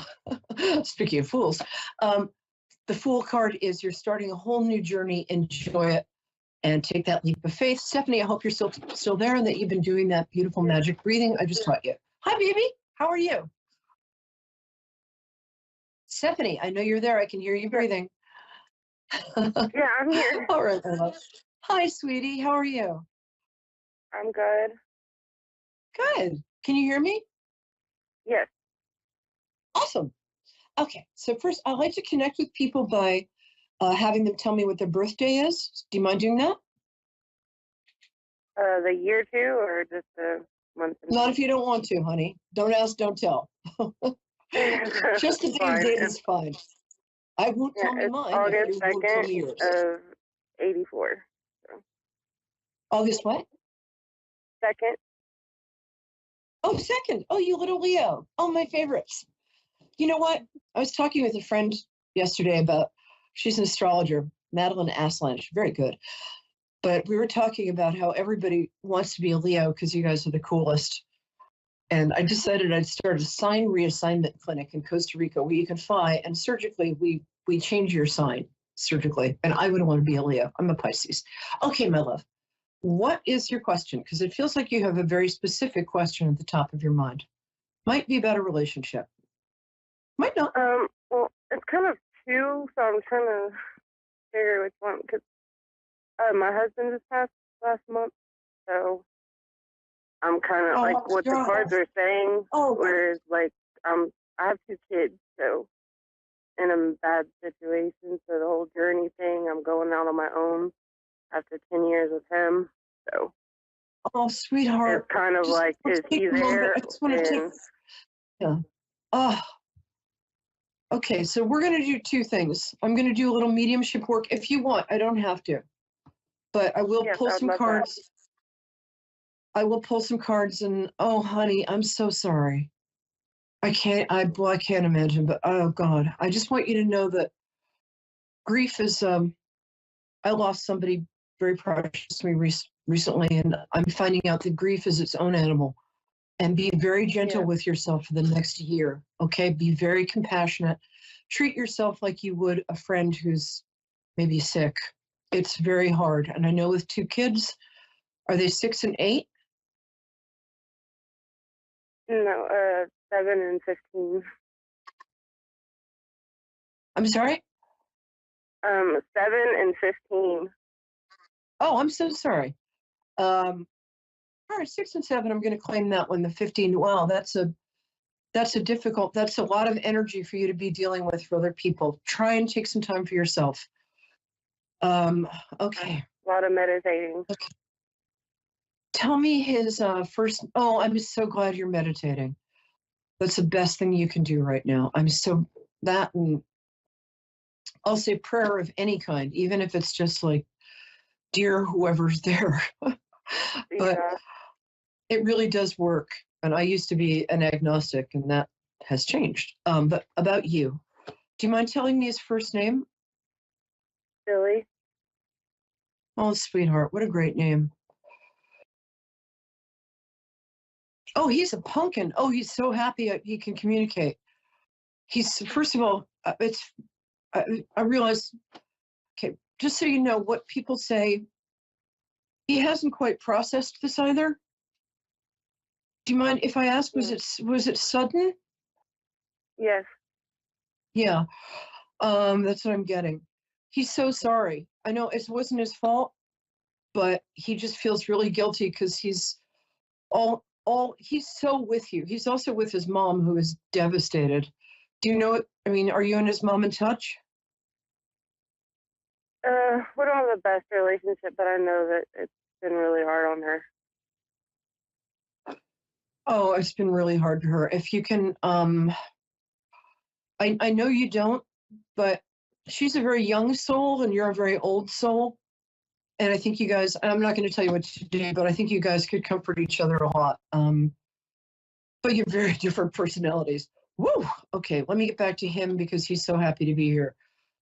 I'm sorry, I'm normally very good at getting kids, but I'm a little emotional right now. Feels like, is it the boy who's 15? No. Okay, I didn't think so. Sorry about that. Okay. The girl is 15? Mm-hmm. Yeah, pretty much what's left over. I'm sorry, I can't get right now if it's a boy or a girl. I'm usually good at this, but everybody has their nights. The other one, they're both really affected, but one of them isn't talking about it. So you might want to go into, there's free grief counseling available in your neck of the woods. Just so you know, you can find it if you Google it. Might not be a bad idea. Although my grief counselor kind of sucked, so you never know. But I think you can find. I'm sorry. All she said was like, "Embrace the suck." I'm like, really, really? That's what you're telling me? I'm like, that's all I do, honey. Can we move on? But sorry, Beck. First, I love him. He's very all-American looking. Is he very fresh-faced? You know what I'm saying? I just love him. No, he's not. He has a lot of energy. Yeah, he does. I don't know. He's like a big. I guess what I'm getting is he's got like he's like a big kid in a lot of ways. Mm-hmm. He's very enthusiastic. Yeah. And he was very positive. I don't know. He just adored you. Now, one thing he's telling me that he regrets is sometimes he would sort of retreat into himself if you guys had a fight or something, and oh, honey, I'm sorry. This is hard. He wants to tell you that he was always on your side, and he's really sorry. He was so scared of losing you that sometimes he behaved like a little cooler than he felt. Is this making sense to you? Yeah. Okay. He didn't think that he was enough. Yeah, that's what I'm saying. And he would sometimes try and play games out of insecurity. But man, you were the love of his life. End of. He was also, sometimes he could get kind of irrationally jealous of people you dated before. Is that correct? Mm-hmm. Yeah. He's really sorry about that because also he says that, sorry, give me a second. He says you're the best mom ever, and he didn't tell you often enough how proud he is of you. God damn it, I don't want to cry. Excuse my language. Sorry. I'm crying right now. What's the younger one's first name? Our son is Jackson. You have two sons? No. Oh, I was kidding. The younger one is a girl. So that's why I was asking. What's the 7-year-old's name? 8-year-old, whatever. Jackson. Yeah, he's Jackson. Oh, okay. So I'm sorry. Right. Excuse me. I'm sorry. Jackson is taking this hard. He doesn't even know he's taking it hard, but he's taking it hard. He's a very sensitive, you have some great kids there.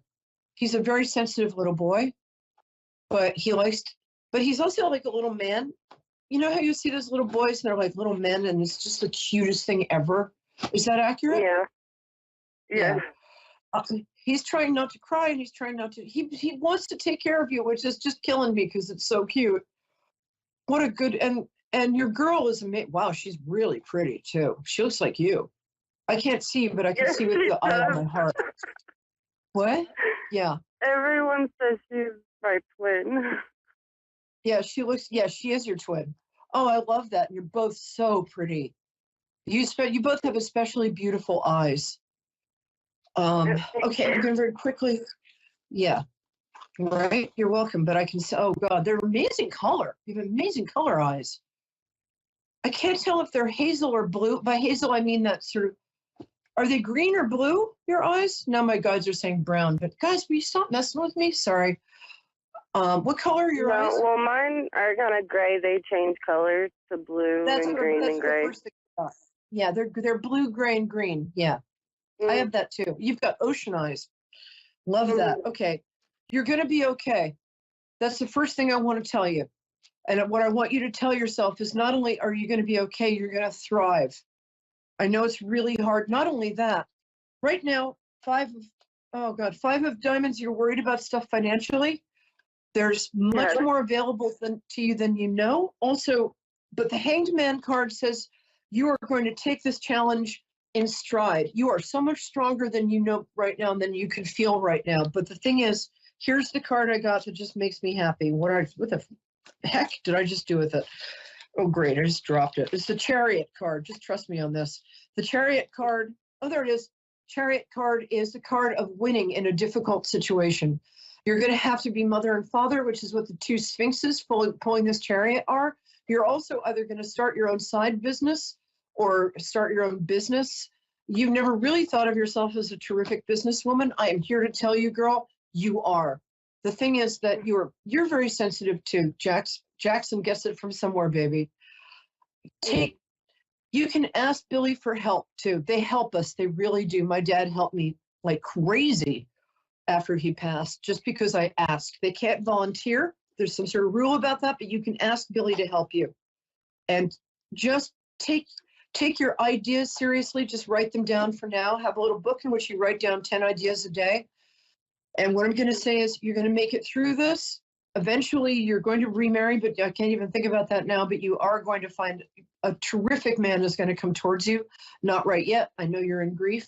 Be gentle with yourself. Your kids love you. Billy loves you. And there's a pet name that he has for you it's not Pumpkin.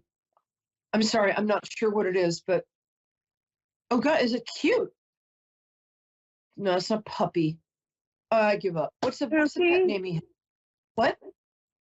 Pookie. Oh, thank you. That's Pumpkin. I knew it began with a P.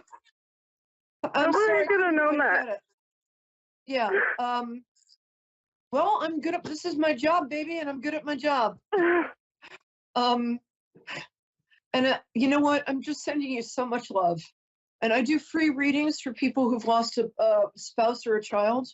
You can contact me at Perry Lyons. I mean, I do them for people on my show who've done that. So contact me at Perry Lyons. That's P as in pneumonia, E-R-I, like periwinkle, Lyons, L-Y-O-N-S. I'm on Facebook. Just go to Perry Lyons or perrylyons@gmail. Contact me. I'm going to give you a free reading. Okay, we got 5 minutes. I'm going to go to my next guest, but I'm sending you love and support, and you're going to be okay. Just know that. Please know that. God's got your back, baby. Just a huge hug, and you're so great. Thank you. Thank you. I get the most amazing people calling in this show. Is the nice person who was on the line before still there, baby? You still there, Pumpkin? Yes. Oh, great. Hi, Katie. Thank you for being here. Hi. All right, we're going to talk really fast because I'm a New Yorker and we don't have that much time. And you're a very deep girl, aren't you? When's your birthday? What was that? When is your birthday, my angel? That's how I connect to people. Just tell me the day and date you were born. Like April 16th. Oh, April 16th. Oh, wow. That's my best friend's birthday and my one of my best friends and my ex-fiance's birthday. But I still love you. And that's the day that your article about me came out. So this is my favorite day in the world. We love Aries in the show. Oh, so tell me your question. You've been a little depressed lately. Let me cheer you up because you got some good stuff coming. Talk to me, baby. What's your question? I don't know. There's a lot that's been going on. And yes, there is. I just don't really know which way to go. Okay, take it. First of all, did you hear the deep breathing thing that I taught the other woman before, where you breathe really deeply and then you let the breath out like this, like you're blowing out a birthday candle? When you start to feel overwhelmed, which is your main problem right now, I'm going to get to the fortune telling part in 1 second.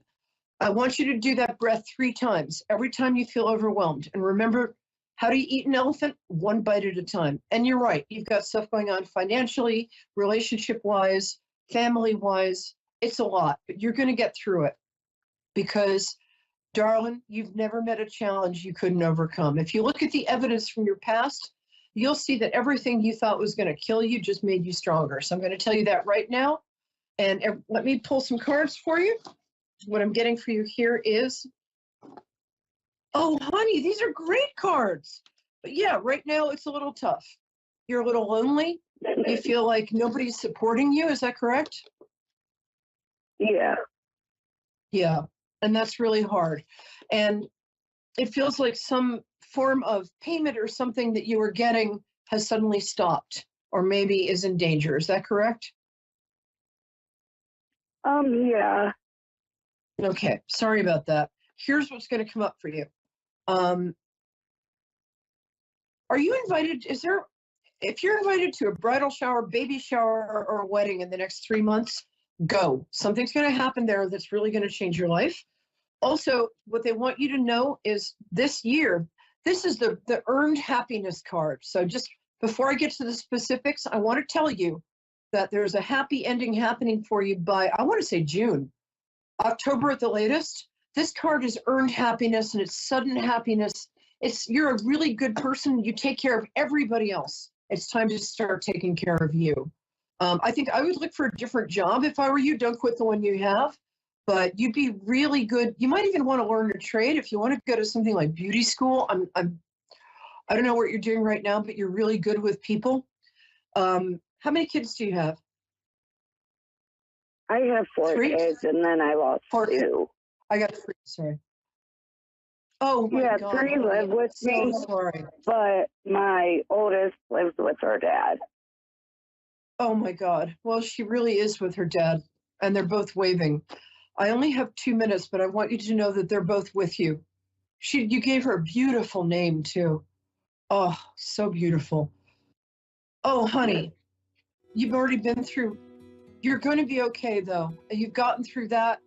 And you know they're with you. I've got 60 seconds. What I'm going to tell you right now is you're going to meet somebody else. I don't know if you're in a relationship, but if you are, it's not the right one for you. Somebody's not telling you the truth. This card, although it's upside down, actually means that you can act on your dreams right now. If you have a dream of doing something, there's a lot of angelic support around for you to do that. Right side up, it means like you're dreaming and you're just going to dream. Upside down, it means take action. Just take one action, my angel. One action in any direction, because you're so paralyzed right now, and who could blame you? You're such a good person, and you're really deep, and you're really talented. And also, I'm going to tell you, you've got a beautiful face. You're so hard on yourself. Darling, forgive yourself for everything that's happened to you. Forgive yourself. It wasn't your fault. Forgive yourself and move on, because you have really great stuff waiting for you. And I'm not just saying that. Ask anybody. I don't just say stuff. Okay, what I'd like you to do is think about learning a trade that you can use. There are scholarships available for things like beauty school. You could make a lot of money doing that. You're a very talented woman. I'm very grateful you called. Contact me, because I didn't have enough time for you, at Perry Lyons on Facebook. Just send me an email. I'll get back to you probably within a week. I'll give you 15 minutes, okay?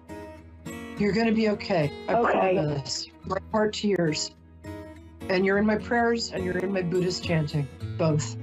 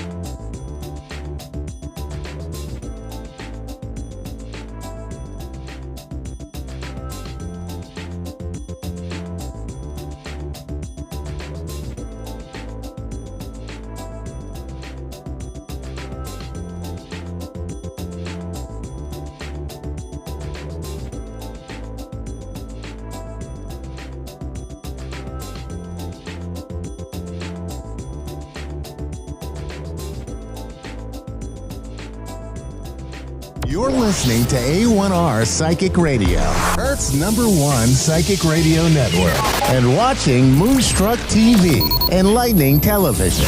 Welcome. Time for Soul to Soul with Medium Kelly Kristen.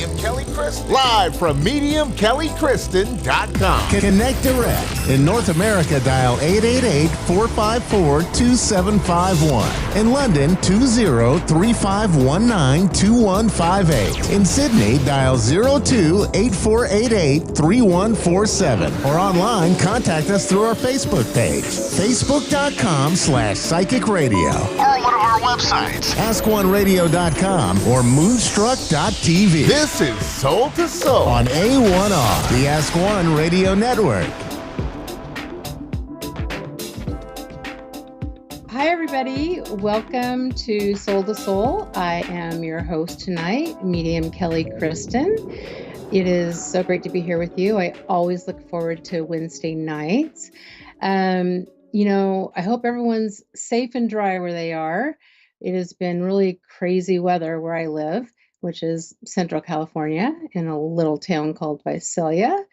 We've had blizzard warnings and rain and flooding. Snow, well, actually, not snow where I live, but close. I live about 40 minutes from the giant sequoias. And in case you aren't familiar with them, they are the giant redwood trees that are like 2,000 to 3,000 years old. So that park's closed. So I hope everyone's safe and dry tonight. I thought we could talk a little bit about intuition tonight. I've been getting a lot of questions about that lately. And so I thought, you know what, that might be good to talk about. Everybody has intuition, right? We just sometimes have a really hard time trusting ourselves or listening to ourselves. It goes back to that fight, flight, or freeze when we had to kind of, gather our own food and be aware of our surroundings. And I think a lot of people that book psychic readings actually already know the answer to their questions. They just are looking kind of for that validation, which is good because it's kind of hard sometimes to trust ourselves. But if we practice listening to ourselves and listening to our higher self and using intuition, it's kind of like a muscle. And the more you work at it, the stronger it gets. It's like, when you're in the grocery store and you're in the long, long line and you're thinking to yourself, a short line opens up and you think, don't move, don't move, don't move, but you do. And right when you head that way, 5 people jump ahead of you, right? So it's just really learning to trust yourself and practice speaking to your higher self and with your patience. If you use patience, learning your intuition and listening, it actually makes your inner light shine brighter. And wouldn't you know, that is actually my theme for the year. So maybe we can practice that this week and I'll check back with you next week and see how you did. So we're ready for our caller. Awesome. We have Francie from, I did not see exactly where is it, Raleigh, North Carolina. Awesome. Hi, Francie. How are you tonight? I am wonderful, Kelly. Thank you. Oh, good. I can hear you so well tonight. That's awesome. Do you have a question for me or what kind of reading did you want tonight? Well, I guess basically general, what kind of messages does Spirit have for me? Oh, you would like, okay. So general or like a mediumistic one or just kind of in general with both? I call that kind of a blended Sure, reading. you can do like a medium to blend it, I guess. Okay. Whichever comes in strongest. Right. We'll see who comes for you. I actually was like, I feel into your, into your soul, into you. You feel just really amazing, right? You have like, I can feel like you have this big, beautiful light that shines bright. And I wonder if you're the kind of person that people would come up to, actually, like I was just speaking about in the grocery store and kind of tell you their whole life story. Would you understand that? Do people like come up? Yeah, right. Oh yeah. Yeah. I can feel that for you. Come out of the bathroom and know everybody's life story. Right? I know. And that can be amazing, but sometimes we have to put up boundaries and politely, tell people we'll talk to them later. But I can tell that about you. You have this big, beautiful, bright light. And I feel, let's see, if I feel into anything that's going on, I feel like there's something coming up for you. It almost feels like, I don't know if I'm going to call it a vacation, but like a getaway or a day trip or something like that. Do you have anything planned like that? Actually, a little more than a day trip. I'm kind of thinking about traveling. Okay. Yeah, it feels like it's hard to tell. It's like it feels like you're getting ready to go somewhere, and I feel like there's actually somebody that steps in. I feel like it's a lady that's here with me who is commenting on that and talking about how she'd like to go with you, or she's going to go with you. So I don't know if you're thinking about going somewhere. I know I haven't explained giving you details about this lady, but it feels like somebody that you would have traveled with, you would, or this is a place that she has been before, because I feel like she wants to give you like tips about what to do while you're there. So 10 minutes is so short. I feel like she is more like a grandmother. She feels that way to me. I'm not committing to being a grandmother, but would you have a grandmother in spirit? I do. Okay. And would you have gone places with one of your grandmothers? Would you have vacationed with her? It almost feels like it's No. no. Okay. Mm-mm. Okay, well, let's back up and go back to the vacation, or to the where you're thinking about traveling. Would this be, it feels very much like it's like a beach, or it's something almost like exotic. There's something different about it. Would you understand that? Possibly. Okay. It I mean, just it's feels one of very the areas that we could go to. okay. It just feels like there's something really different about this area, and it just feels like this is like much needed. It's some good downtime to actually reflect. And it feels like it's been, even though I just said you're this, beautiful bright light, it also feels like things could have been kind of heavy for you these last couple of years. I mean, for most of us, right? This feels like a reprieve. This feels like a place to almost like let your hair down. So I don't know if you can understand that. It just feels really good. And I might be wrong on who the lady is, but she still is insisting that that this is someone that you would have traveled with, or gone places with. Because I know I haven't given you very much information on her. She is someone who's very outspoken. I feel that she passed from an illness. I feel that either some connection, like this would be like a dream place for her to go. It just feels like she wants to give you like a lot of information about this. So let's see what else I can fill into. Can you give me an idea of what she might look like by chance? Yeah, you know what? She just feels almost like she's more like, middle-aged, or around my age, maybe. I'm in my 50s. It feels like she wasn't finished, living her life. Like this is when wasn't she had more life to live. And it almost feels like that her passing was in a way unexpected. It feels like an illness that she may have been diagnosed late. Something like that, where she would have been like maybe like she wouldn't have, some people wouldn't have passed from this. It almost feels like it's cancer, where if it maybe could have caught it sooner or something like that. That's just the feeling she gives me. But she almost doesn't want to talk about that, but she wants to talk about everything else. So she would have been someone like super outgoing. And if you can't think of who it is, I mean, a million times when you get off, you think who it is. I know I didn't give you much of how she looks like, but Right. I feel like her hair is really important to her, her presentation, her makeup, and I feel like she would have dressed in her own way. So what I mean by that is she shows me almost like in some more, what's the word I want to use, like flamboyant dressing, like not, I don't know how to explain it, almost like loud, but it worked for her. Interesting. Yeah. Yeah, it's so interesting that she steps in. I really did feel like, or I thought it could be your grandmother, but showing me like younger, or if she passed being younger. But she's there for you. I feel like she's cheerleading you. I know, I'm sorry you don't know.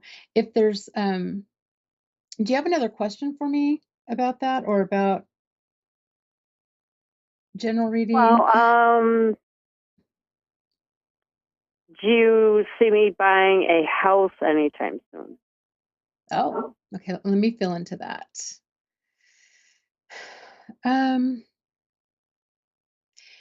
You know what? That actually does feel good. It feels like there's going to be some things that come up that clear the pathway for that. It almost feels like someone will be getting like a bonus or more money or something, working wise, or like a one-time bonus or something like that, where it's going to be like the green flag for go ahead and start that journey of, getting your own house. I keep seeing, and I saw this before we started, the number 6. So I feel like that would be, it could possibly be June, the 6th month, or it could be 6 months from now.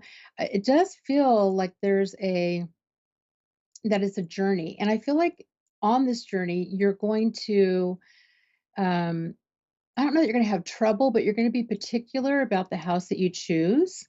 So I feel like that could cause like a little bit of a delay and actually purchasing the house. It almost feels like you're not going to settle for just, anything. And I'm so sorry, we're almost out of time. I hope that answered that question. And I hope you're able to connect and try to and think about who that lady might be. Yeah, I'll think about that. Because she's really on your side. Think red hair. But I'm so sorry, we're out of time. Thank you so much for calling in tonight. I really appreciate it. And for everybody else, I will see you again, same place, same time next week.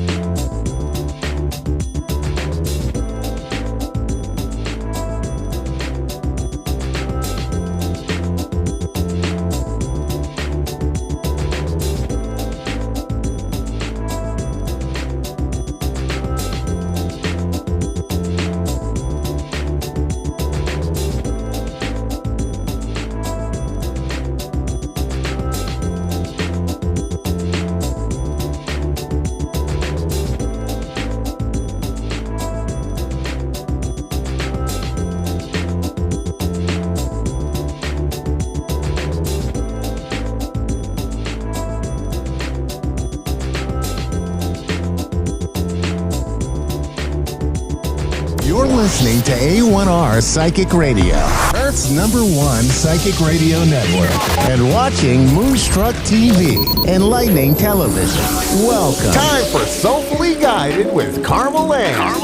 Live from soulfullyguided.com.au. Connect direct. In North America, dial 888-454-2751. In London, 20-3519-2158. In Sydney, dial 02-8488-3147. Or online, contact us through our Facebook page, facebook.com/psychic radio. Or one of our websites, askoneradio.com or moonstruck.tv. This is Soulfully Guided on A1R, the Ask One Radio Network. Okay, so hello everyone and welcome to another week of Soulfully Guided. I'm your host, Carmel Ann. We started a series on the 8th of February. That's for our USA friends. For our Australian friends, that's the 9th of February. And I've explored different aspects of drug addiction and we've spoken about it. It is not something I would usually talk about on the show, My purpose of doing this was to bring awareness to both people who are experiencing substance use on any scale, as well as those that have family or friends, any sort of loved one that is using a substance. So I do have my notes because I don't want to get off track, and I don't know what I was thinking. I was going to do one 15-minute show and talk about mental health during substance abuse and mental health after substance abuse, but I just can't fit it in. So we are going to talk about this week, going to open up about mental health and drug addiction, okay? So I've got my notes because I don't want to get carried away, and I this is really personal to me. It's using my own experience as well. It might not fit with everyone or everyone's story. This is how it was for me. Next week I will talk about my mental health and mental health after drug addiction, because it doesn't stop there.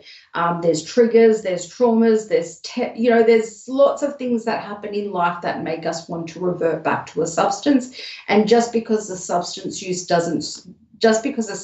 use stops does not mean our mental health is miraculously cured or healed or perfect. Okay, so big show next week. The week after that, we'll be doing a Q&A session, and then we'll be going back into readings after that. So if you've missed out anything on this show, head over to our February 8th and you'll watch all the series through there.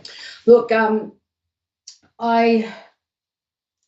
also in my gym gear, so please excuse me, as there wasn't enough time to sort of prepare myself, but I'm feeling awesome. But I wanted to talk about mental health during substance abuse, because at some stage of anyone's life, we are going to experience some form of mental health challenge, whether it doesn't have to be a diagnosis. You could have a bad day because of work. You could feel down because of a menstruation cycle. You could feel, really happy because of something external in your life that positively influences your mental health or negatively influences it. So without a substance, we're likely to experience some form of feeling relating to mental health in our lifetime. When we are on a substance, our mental health is very, very vulnerable, okay? I think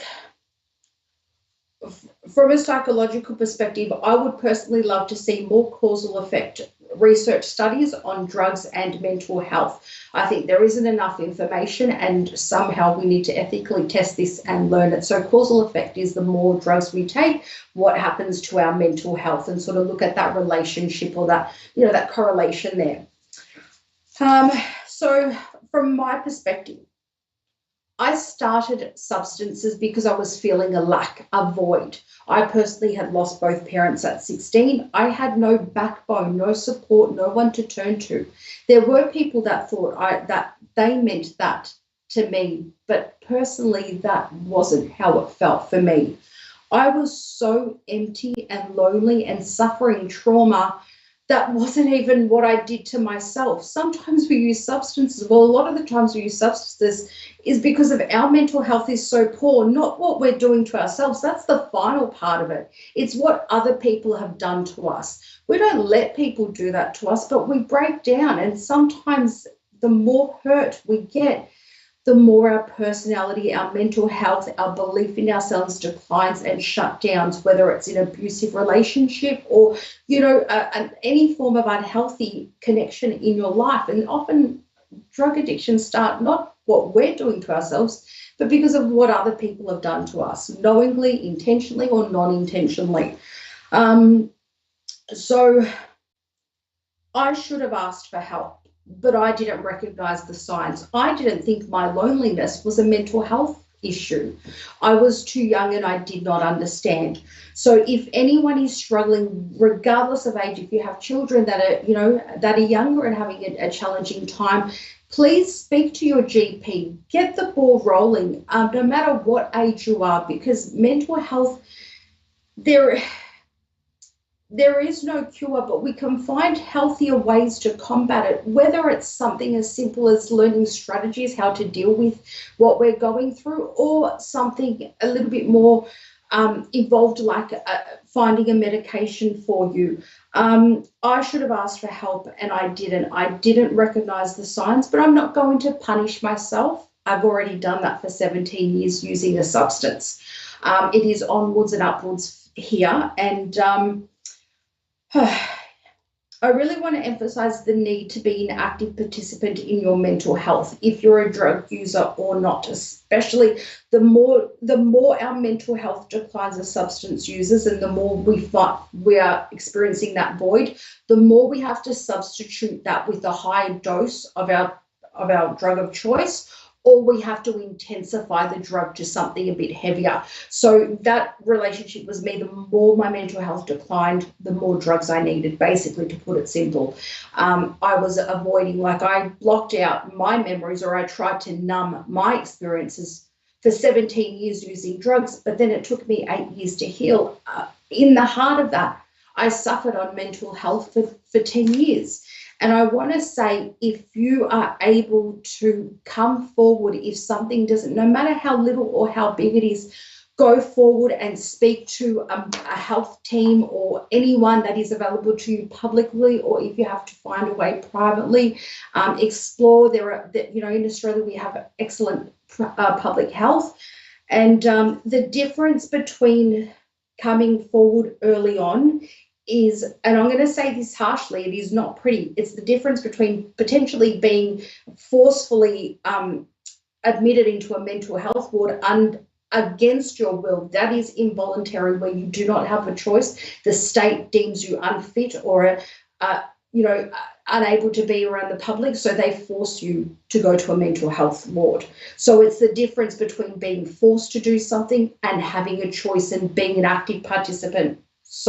Having the choice to be an active participant in your mental health treatment. So it sounds a bit dramatic, but we talked about the brain and how it responds to drugs, and there is such a vulnerability with the brain.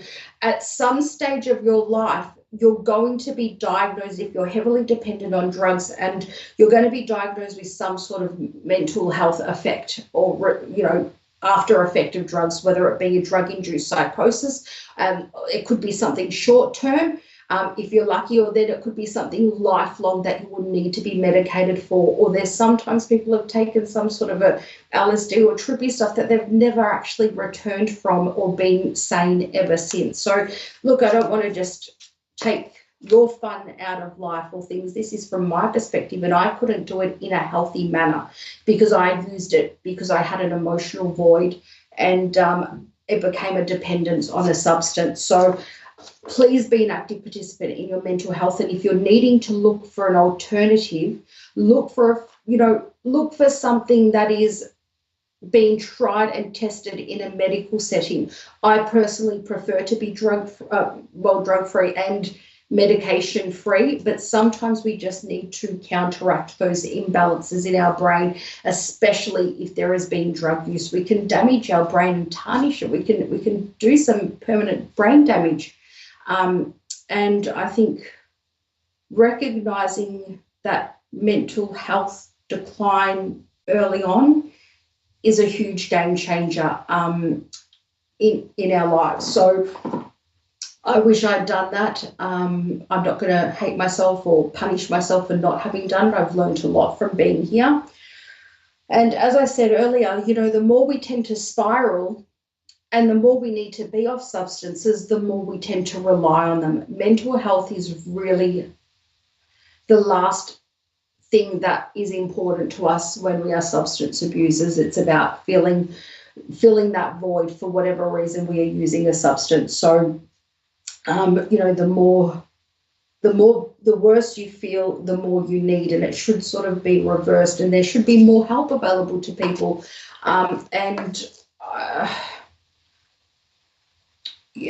There's no fancy way to sugarcoat this. So I'm not sure how much time we have. I can't see much on the screen here, so we'll see what Dave says.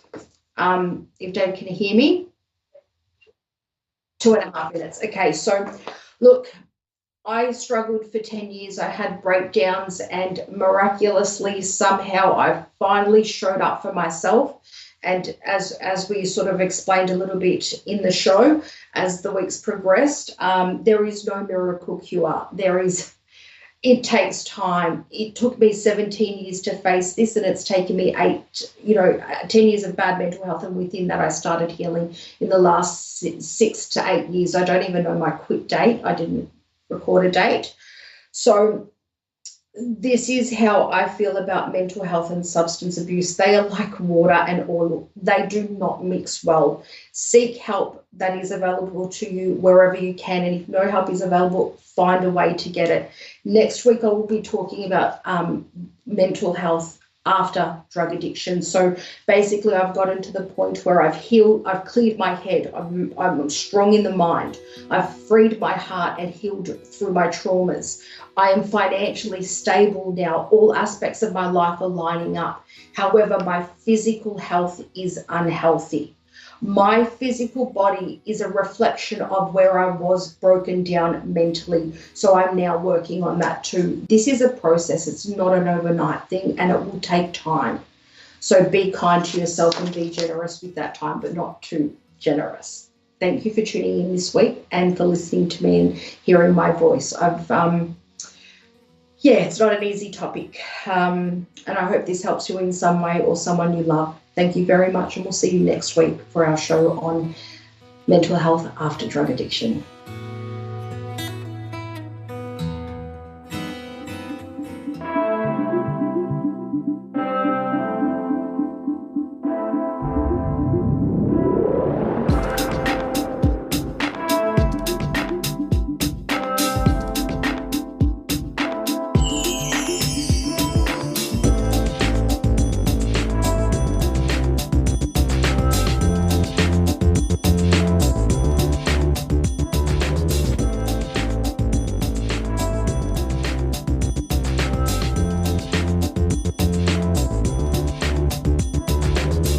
Listening to A1R Psychic Radio, Earth's #1 psychic radio network, and watching Moonstruck TV, Enlightening Television.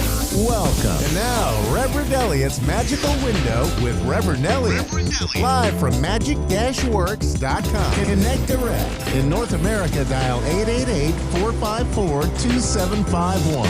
In London, 20-3519-2158. In Sydney, dial 02-8488-3147. Or online, contact us through our Facebook page, facebook.com/psychic radio. Or one of our websites, askoneradio.com or moonstruck.tv. This is Reverend Elliot's Magical Window on A1R, the Ask One Radio Network. Greetings, fellow seekers of truth, wisdom, and light, creatures of the universe. This is Reverend Elliot, your friendly neighborhood esoteric practitioner, coming to you live tonight from the city of New York, where we get together every Wednesday at 11 Eastern, 10 Central, 9 Mountain, and 8 Pacific to look through the magical window of the tarot. And here we are in February. Look at that, the shortest month of the year. Actually, this is one of those bizarre things because my father was born in a leap year on the 29th of February, so I've had more birthdays than my father did. I'm older than my father, which is kind of odd because he'd be well over 100 years old by now. But he only had a birthday once every 4 years. And that's kind of sad. I guess that was responsible for the trauma that he carried. I don't want to minimize it, but let's face it, everything is trauma now. Everything is post-traumatic stress disorder and trauma, and I think people ought to just stop, take it a little more seriously than that, because we've all known people who went through hideous traumatic things, and they don't come out the same. It's not the same as being called the wrong pronoun accidentally, but I have literally seen people claim that they have post-traumatic stress disorder from being unpronounced. So, I mean, come on. There are bigger things in the universe, and that's, of course, what this is all about. That's what the esoteric workshop is all about, which is the world. The esoteric workshop is the world. We're here to discover these things.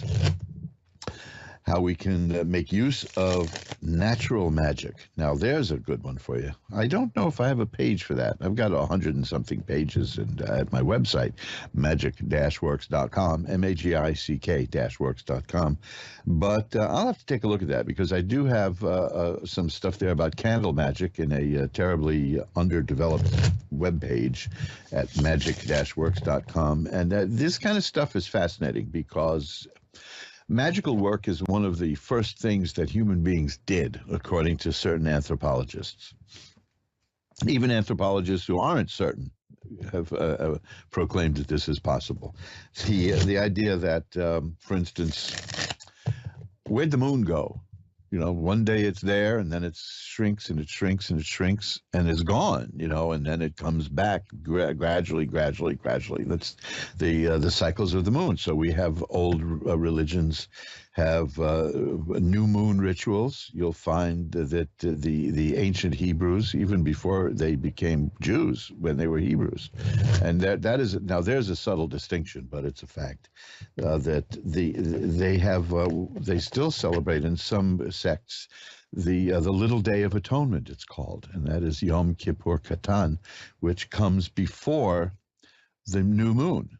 The new moon, of course, I see so many things in media and news just ruin it. They'll say things like, oh, no, there was a new moon tonight, so it was bright out. Well, no, the new moon you don't see. The new moon is the one that doesn't exist. Now, I'm going to tell you why I'm bringing this up.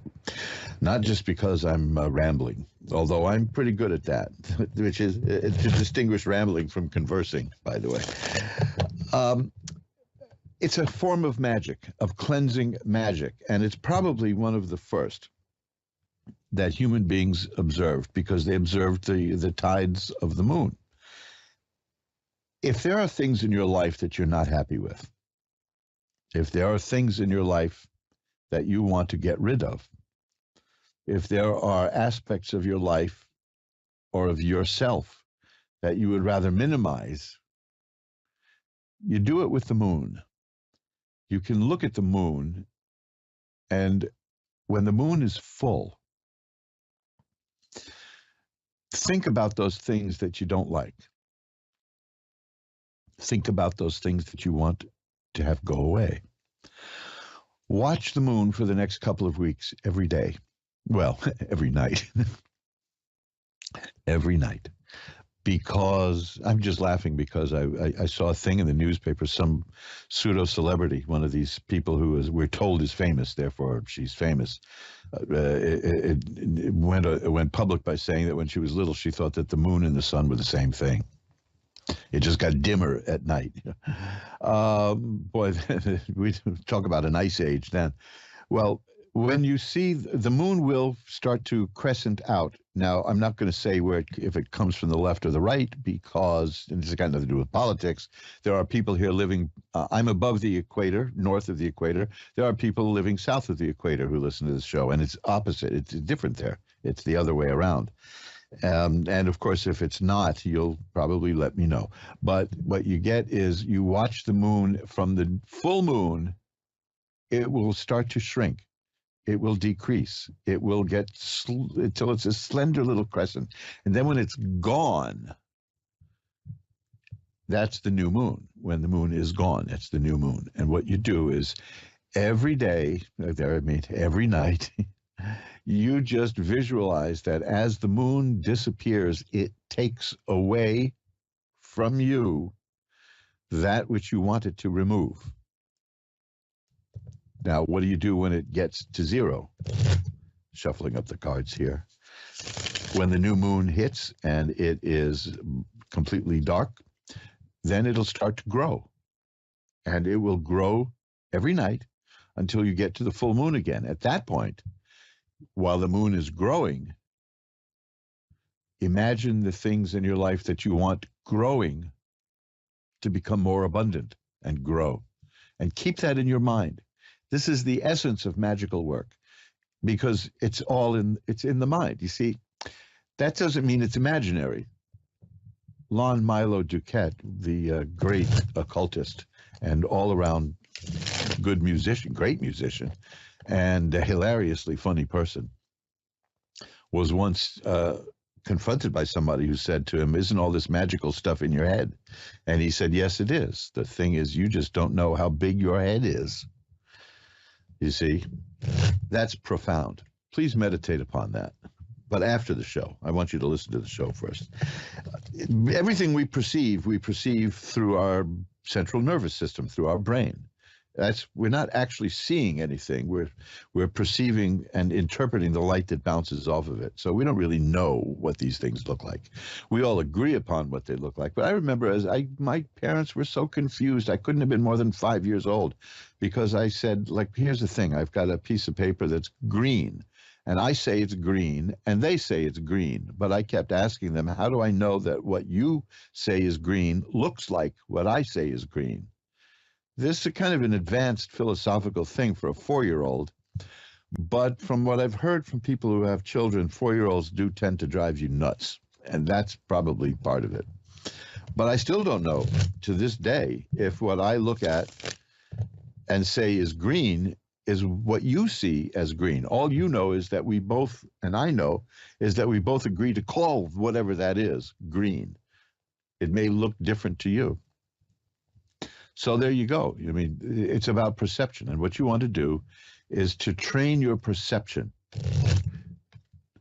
I went through some very difficult times, which I'm not going to go into now because you can read Charles Dickens and get a pretty good idea of what my childhood was like. But one of the things that got me through those times were mental exercises that I still use, that I didn't know were meditations. How I knew to do this stuff is beyond me, such as imagining something else and putting myself elsewhere. I talk about this about a year and a half ago. I had to go in for an MRI or a CAT scan. One of those, not an MRI. Was it an MRI? Yeah, the noisy one. You know, the one that has the machines banging and pounding and making all that noise.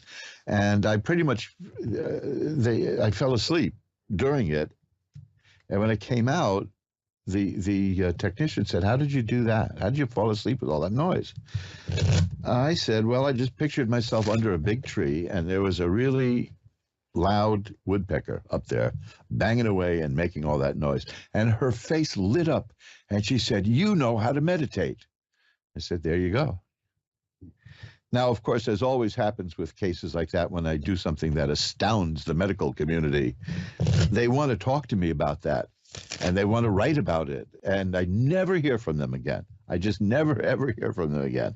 I wrote about this. It may be at my website. I'm pretty sure it's in. I don't know if it's in one of the books I've got, and I'm not gonna run down the list to promote the books. I'm gonna promote one book later, but I did something during a medical procedure, and the doctors were amazed. The two doctors. Now we hear that word amazed a lot these days, but they were. I'm not going to say they were stunned because I was stunned one time. I was stunned. Something did stun me. A guy punched me in the face while I was standing right in front of a cinder block wall. Trust me, I was stunned. But to be fair, I hit him first. And then I learned one of life's lessons, which is don't hit somebody when you're standing by a cinder block wall, because when they hit you back, you're going to start bouncing. So in 20 years of doing this particular medical procedure, which involved putting a thing up my arm and into my heart, that's a long story, but I said, "I'll go to sleep if she said it's going to be very uncomfortable, blah, blah, blah. I said, "Would it help you if I go to sleep?" And they laugh at me. "Yeah, been doing this 20 years. Nobody ever fell asleep." And so then next thing you know, I'm waking up and she's saying, "How'd you do that? How did you do that?" And I explained it to her. And I explained that I write the technique. Now, I don't mean this as a plug, but it's going to sound like one. In my book called Bending Spoons with Your Mind and Other Mysteries of Mind Power. Now, bending spoons is not, we don't do that because we like to destroy property. It's a matter of exercising the mind. And yes, it can be done. And yes, it can be faked. And yes, there are people who fake it, but I'm not one of them. And you won't be either if you get that book and follow that technique. It is doable. If you just go to mojoacademy.org and look for Bending Spoons and Other Mysteries of Mind Power, I think that's sort of the name, but you'll see. Take a look at the cover of that book, because the on the cover is the very first spoon I ever bent. I took a nice picture of that, and I mean I bent it just by slightly touching it, just a slight touch. It just curled up. So she was fascinated, this doctor, because I fell asleep during this bizarre, lengthy, and annoying procedure, as they call it. And she wanted to talk to me about it, because as a doctor, she wanted to broaden her horizons, and I knew I'd never hear from her again. And I never did, because I'm sure that by the next day she convinced herself that it never even happened. She had a 20-year record of everybody being hideously uncomfortable while she does this procedure. And here I just fell asleep, and I explained to her how I did it, and then she never spoke to me again. So, you know, it's like a psychic one-night stand, I suppose. But that's the way it goes. I think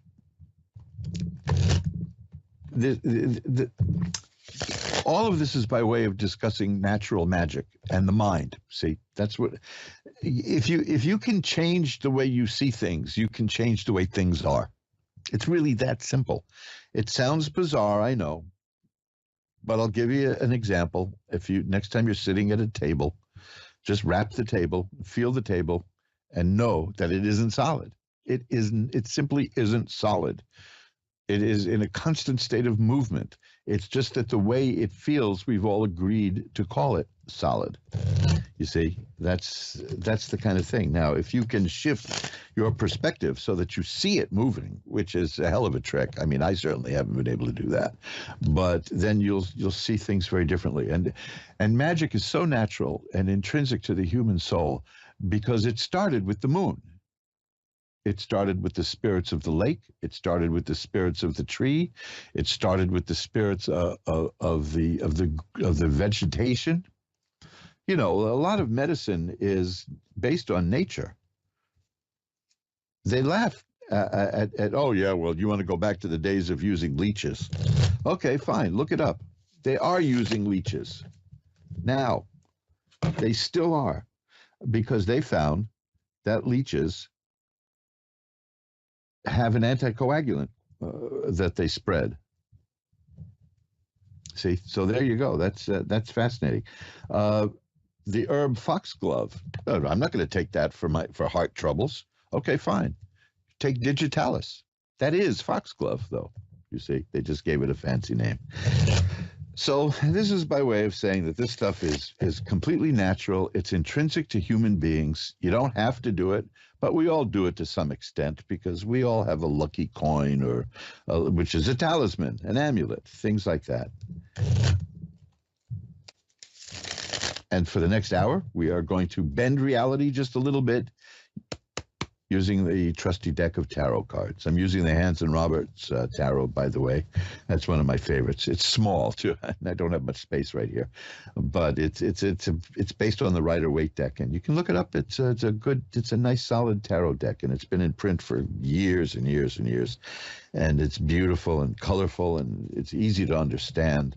And if you want to know about how to read tarot yourself, look for my book called Reverend Elliott's Magical Window, just like this show. It not only is a book that explains tarot cards, but it comes with a CD that has actual readings on it. I guess I'll have to update that at some point, maybe put like a thumb drive in there instead of a CD. If you have any opinion on that, let me know at asktarot@earthlink.net, because I know a lot of people don't use CDs anymore.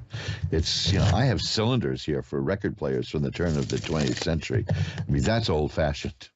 But I never thought I'd live to see the day that CDs were considered grandpa's material. But there you go. So we're all shuffled up. Why don't we just get to the readings and I can babble later. I just wanted you all to know about the moon stuff and moon magic and there's so many wonderful things that you can do, and it's about consciousness and understanding the connection that we all have to each other, because we all, as I say at the beginning, we're all children of the universe. The universe made you as it made me, as it made everything. As the apple tree apples, the universe peoples, is what Alan Watts used to say. So let's ring a bell 3 times to declare sacred space, and we'll get to the readings. for today. And the first reading on the rather grandiosely titled Reverend Elliot's Magical Window is Michelle in Alabama. Hi, Michelle. You're on with Reverend Elliot. Hi, how are you today? I'm doing well. How are you tonight? I'm all right. I was wondering what you saw for me with my grandsons I'm raising. Oh, well, that's interesting because the first card I've got here, just as you started asking me, is the Judgment card, which we can forget the meaning for the moment, but it shows it shows a little child, and some people raising the little child, which is pretty interesting. So I guess the cards anticipated your calling. The next cards I have are the Five of Rods and the Seven of Rods. Now, this tells me that it's not easy. It isn't, is it? No. Yeah. 1 7 and 1 17 months. Well, I'm not young. No, well, nobody's. You know something? I get the feeling nobody's young anymore. It's. I believe it. The Five of Rods is about some difficulties and just facing the difficulties, but the Seven of Rods is a person who can sweep away all the difficulties. So you're going to be fine. It's not easy, but you'll be able to handle it. Be sure, this is the Four of Swords. It's a card about taking time out and resting and letting things kind of percolate and grow. That is the warning not to overwork yourself, which with tiny kids, that's easier said than done. I know, but it's just a matter of taking time for yourself. Be sure you give time to yourself, because you can't take care of anyone if you don't take care of you. First, there's a lot of people who think that that's selfishness to take time out to take care of yourself, but you can't help anyone if you don't help yourself. I see that there were some very difficult times in the near past, but they're over now. Okay, that's the good news. That's the Ten of Swords. Whatever bad stuff was going on and things that were very difficult and painful, it's over. Okay, so that's good. Now you've got the Page of Cups and the Ace of Cups, which are cards of almost an emotional rebirth, about joy and happiness coming back into your life after a dark period. And the Six of Rods is another card of success and triumph, and this shows that you're going to do fine. One last card, the Empress, shows that you're a person who makes things grow and happen. Now, in this case, you're going to be helping people to grow, but that's your nature, is that you make things happen and make things grow. It's a difficult time, but you're going to be okay as long as you remember to take care of yourself too. Okay, that's what I'm seeing in these cards. The Temperance card tells me that there's balance, because there was some lack of balance in your life. That was part of the bad stuff that was happening, but the Temperance tells me that there will be a return of balance. And hey, I've got the Ten of Coins, and that is one of those cards that's about generations, children, grandchildren, grandparents, great-grandparents, great-grandchildren, the whole thing. That's a very good sign in this. That it says that you're going to handle this job very well. Okay? Awesome. That sounds awesome. Beautiful. I'll tell you what I'm going to do. At the end of the show, I'm going to light a white candle to send positive energy your way to help you out and maybe give you a little boost of energy. How's that? That would be awesome. Thank you so much. My pleasure. Thanks for calling. Bye-bye now. Thank you. Bye-bye. I'm going to shuffle up the cards. Listen, I don't know if you can hear it, but my nose is all clogged up here. It just happens when the air is dry. It sounds like I've got a cold probably, but I don't. My health is as good as it's going to get. I have energy again. I'm active. I don't mind walking up the stairs carrying giant boxes of things being delivered. But that's the exercise that I get. But, oh, boy, if it sounds like I have a cold, I don't. I just have my nose is just so dry from the dry air here. We've had such odd weather here in New York. We haven't had any snow yet. I mentioned this last week because people are complaining that we've had no snow, and I can assure you that once the snow comes, people are going to be complaining about the snow. That's just the nature of New Yorkers. We'll complain about anything. and do it repeatedly. But I'm at the age where the less slippery the sidewalk is, the better I feel. That sort of crept up on me. You know, we go from being little kids who can't wait for the snow, and we run out with shovels, and so we get to this point where we don't pay any attention to the snow. Robin in Brandon, Mississippi is next. Hi, you're on with Reverend Elliott. Hi. Hi, how are you tonight? I'm okay. Well, maybe we can make that a little better. What can I look at for you? The future. Okay, that's kind of big territory. What would you like to see there?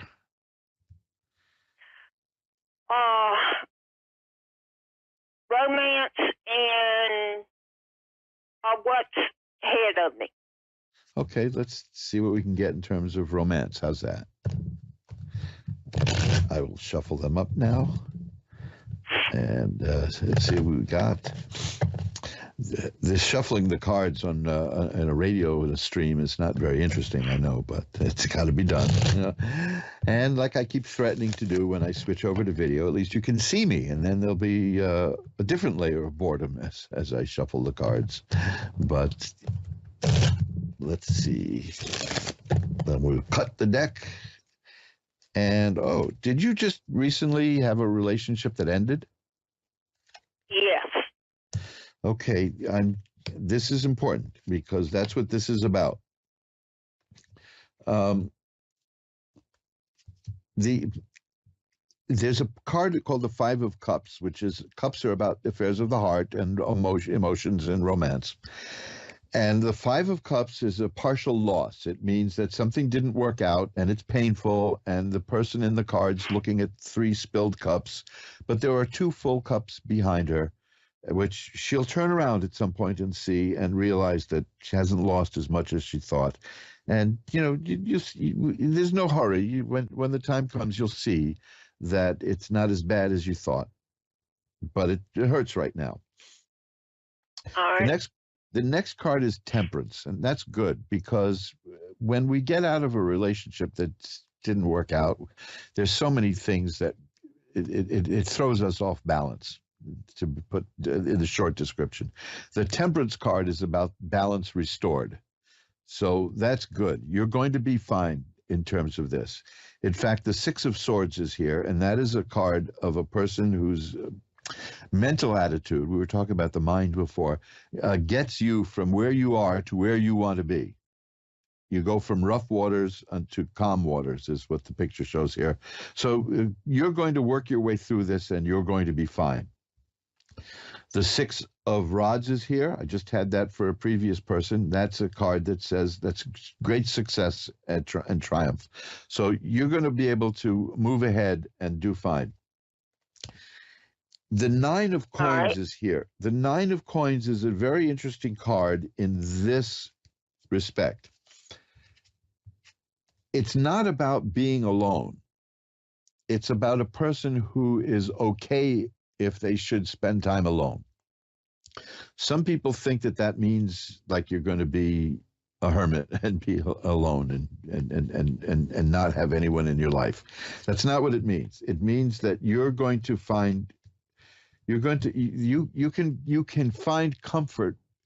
You don't need somebody to complete you. Let me put it that way. And when you get to that point, you have the Sun card, which is health and happiness and healing and growth. And after that, I have the Four of Rods, which indicates a happy relationship, a happy home, all kinds of good stuff. So what I'm seeing now is, yes, there will be romance and relationship and love in your future. Right now, you're kind of a little still shell-shocked from what happened in the last attempt. But you're going to get over that, and you're going to come out of it much better and stronger. Okay? All right. Do I see anything coming for you soon? Yeah. Wow. Yes. Okay. Yes, I do. I sure do. I have the Lover's card, I have the Page of Cups, and I have the Five of Cups. The cup cards, again, are about relationships and love and emotion. The Page of Cups tells me something new in terms of romance is going to appear in your life. The Four of Cups tells me it's going to be something that you're not expecting. It's going to come from someone you didn't even expect to see. So that's good. And the Lover's card, of course, that speaks for itself. So don't count yourself out. You're just you're still a little bit under the influence of a previous relationship that didn't work out. And when that settles down, and it always does at the right time, so you don't have to force yourself, it's coming. When that happens, you'll have a nice new relationship, and it'll work out very well from what I see here. Okay? Okay. So keep that in mind. The Page of Cups is good because that means the page is the physical appearance of something. The Ace of Cups is more about like the potential, but this is real. This is tangible. There is a romance coming your way, and the Four of Cups tells me it's going to be coming from a direction you didn't expect. Could be somebody who you know who has interest in you but never let you know about it before. So keep an eye around your friends because there's somebody there who's interested in you who hasn't told you, okay? Okay. So let me know how it works out if you like, okay? And maybe we can take a look at some more cards. I can always be found through magic-works.com, magick-works.com. My email is asktarot@earthlink.net, but you can check out the information at askoneradio.com also and get in touch. There's a million ways to get in touch with me, okay? All right. Best of luck to you, Robin. Okay. Bye-bye. Thank you. Bye. And we'll shuffle them up. That's, the discombobulation when a relationship doesn't work out is, that's that can look. Words fail me. It's been a long time that I've been in this one particular relationship for about 37 years. I'm still not sure about it. But it's an old joke. It's a Henny Youngman joke. I've been in love with the same beautiful woman for 40 years. My wife finds out, she'll kill me. Oh, wait a minute. If I'm going to do that, then I have to do this. Okay. But the cards in that case, they show that everything is going to settle down. There'll be a new relationship. It'll be a good relationship. And it's always good to see things that way. I rarely get bad readings for people, which is good, because rarely do bad things happen. There are things that we don't like that happen sometimes, but it's not necessarily bad. It was Shakespeare said, there's neither good nor bad, but thinking makes it so. Well, I would argue that. I once saw the aftermath of a person who got hit by a bus, and I would say that was pretty bad. But, I don't think there's an upside. You don't go to a person who's been hit by a bus and say it's a blessing in disguise. And by the way, if somebody does tell you that whatever happened to you is a blessing in disguise, just run, because that means you got shafted by life. Sometimes bad things happen. And I have that at my website. Why? Go to magic-works.com. I'm not saying why should I have it there. That's the name of the page. Why? Magic-works.com. magick-works.com. Just look at the why, the page that's about why.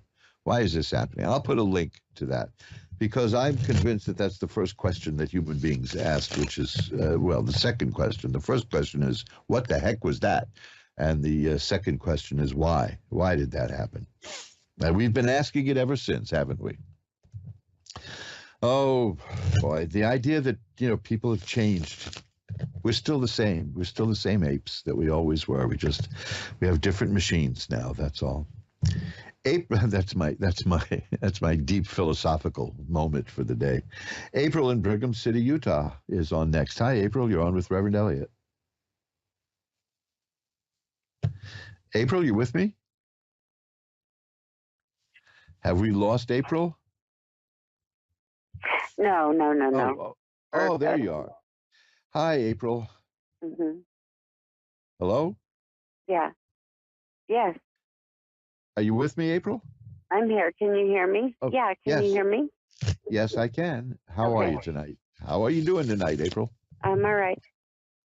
Well, let's see if we can make that better. What would you like to look at? what would I like to look into? Yeah. You have a question? Or, yeah, I just struggle with the loss of my child, and I was just wondering if there was anything out there for me for that. Oh, boy. Well, let me tell you. When you called, the first card I got was the Eight of Swords. I mean, before you even spoke to me, I had the card, the Eight of Swords, which is about a person who feels like tied up and lost and blindfolded and struggling. And let me tell you, I understand. There's words are. This is why I like the cards, because they show what words can express. And yeah, you're in a very dark period of your life right now. There's no doubt about it. Mm-hmm. And the whole thing is about, is there a future for me? Is that, because does it feel that bleak for you? That what? Does it feel that dark for you? Do you want to know if there's a future for you? Because I'm seeing, yes, there is a future for you. Yeah, I mean, it's very dark, obviously. Yeah, it's just quite dark now. I also have the Four of Swords as a card here about, in many ways, you just need to be left alone by a lot of people. Do you get that feeling? Mm-hmm. Because I know that this is a period where a lot of people will try to help, and sometimes they mean well, but it doesn't work out, and that adds to the burden. Because these are sword cards, and there are two meanings to swords, and they're mental activity and struggle and strife. Obviously, because it's swords, The air aspect is where the mental stuff comes in. Your cards here that I'm getting are overpoweringly sad cards. Let me put it that way. And yet, I do see you working through this. And I do see you coming out the other end. You're never going to forget this. Let's face it. I mean, there's a justice card here too. It's almost as if there's something that you need to seek justice for something that's going on related to this. Is that true? Yeah. Okay. Well, I see that working out for you. But it'll take some time. But this whole dark thing here that I've got, it's just overpowering everything at the moment. I have 1, 2, 3, 4, 5, 6, 7 cards here that are all swords. This is not a good time at all for you. I'll put it that way. But I'm not seeing it as being permanent. You see that, because you asked about the future. And yes, I see the Temperance card, which means balance is restored. I have the World, which is a card of success and joy and fulfillment. And I have Justice, which is a card of getting justice. I've also got the Fool card here, which is fascinating, because the card of the Fool, it doesn't mean you're foolish. I see all this working out for you, but right now it's a very heavy thing. Okay, it's very heavy. You're. Let me put it this way: you've got like every one of the really, really sad cards in the tarot deck. You've got them. Okay, they're here. The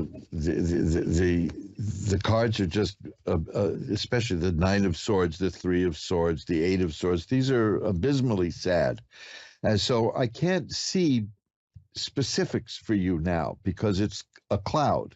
But I'm jumping ahead. I've got the Fool card, which shows you have divine protection. I have the Justice card, which shows that there will be justice in your case. I have the Temperance card, which shows that balance will be restored. And I have the World card, which shows that things will work out fine for you, although you'll always carry this tragedy. You know that, obviously. So just do what you can to get through this period, okay? And get whatever help you need. And keep in mind that there are people around you who want to help you. They just may not know how. And tell them, okay? Tell them what you want and what you need. And I have one last card for you, which is the Star. And that is a card of hope and optimism. So what I'm getting is that I can't see specifics because there's such a real miasma, a cloud of darkness around you at the moment. But it will go away.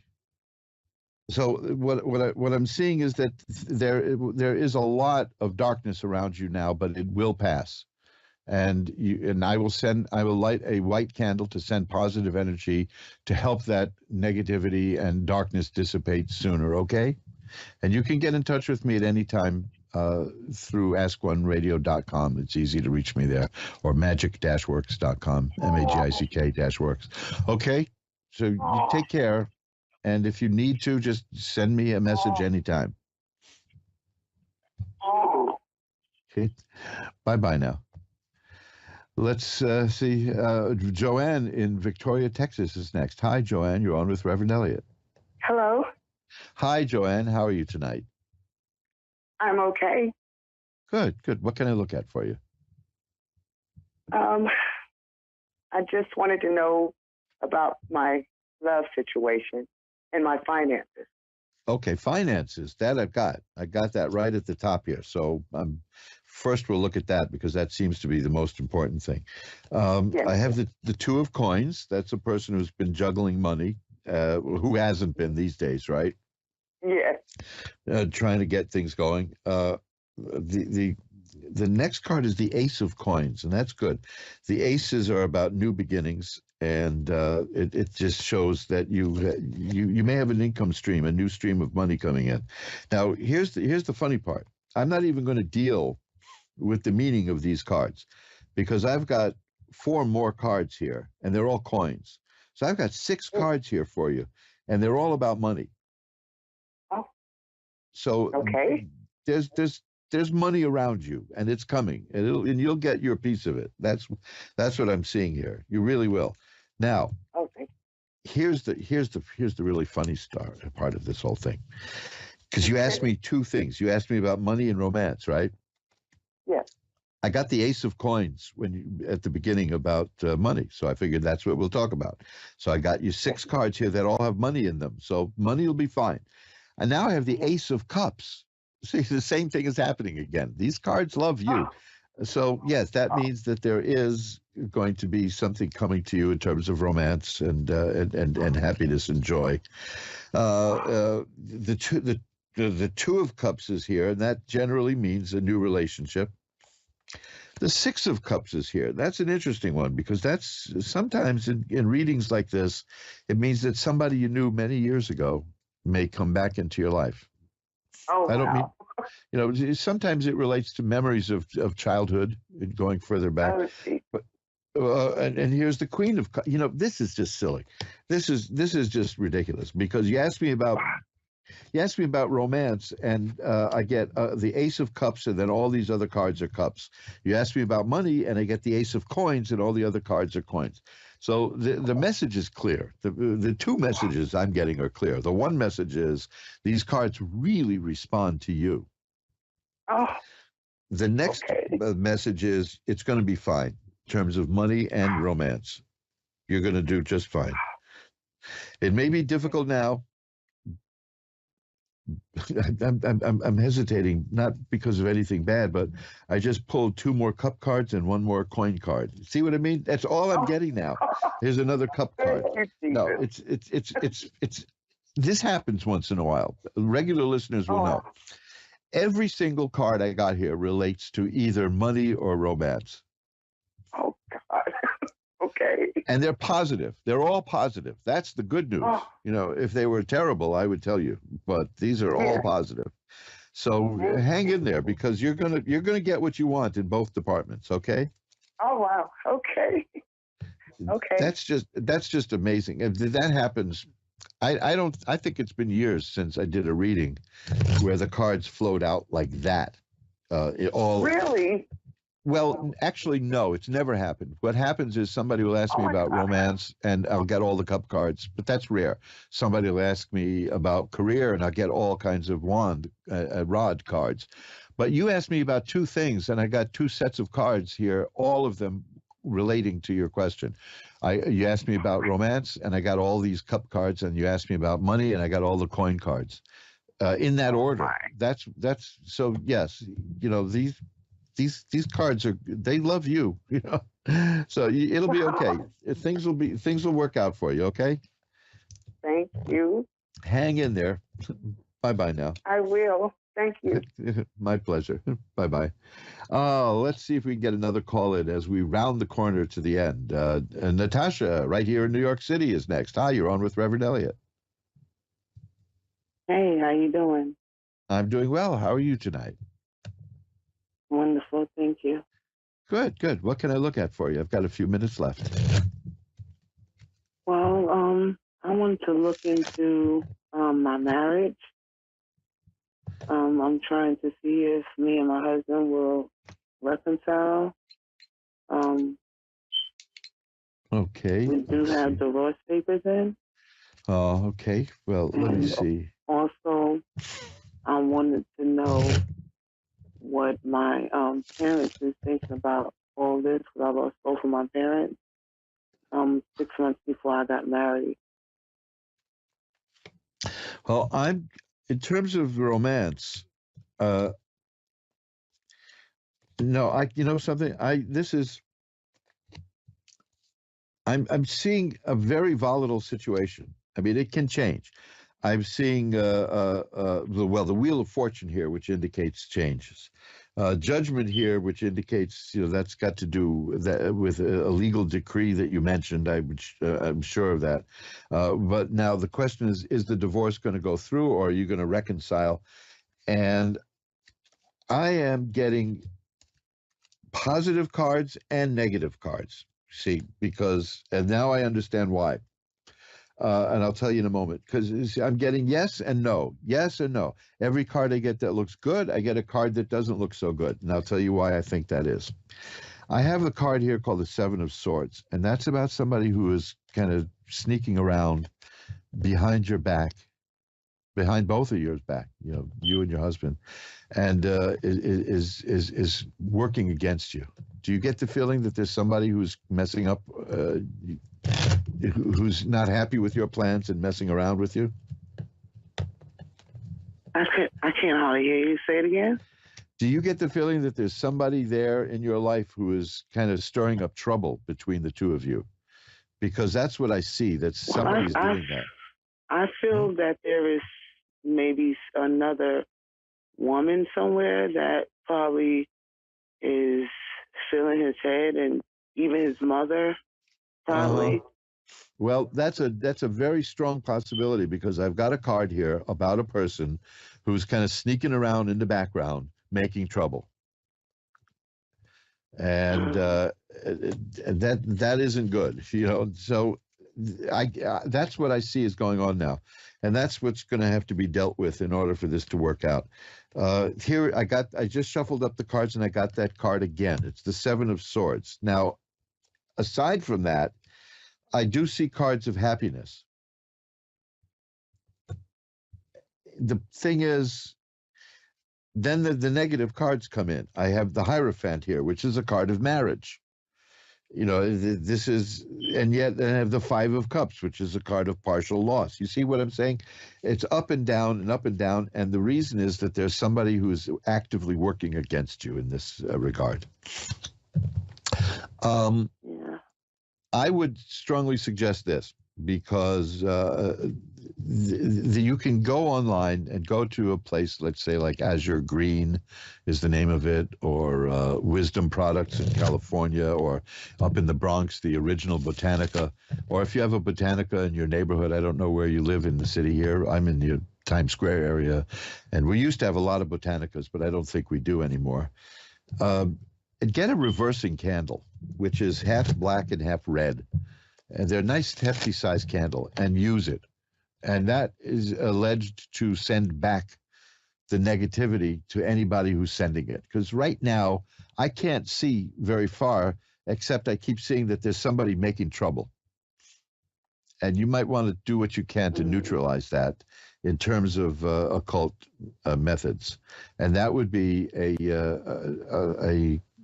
candle that's a black and red, and it's a return candle. And that'll return the negative energy that this person is throwing into your life and send it right back to that person.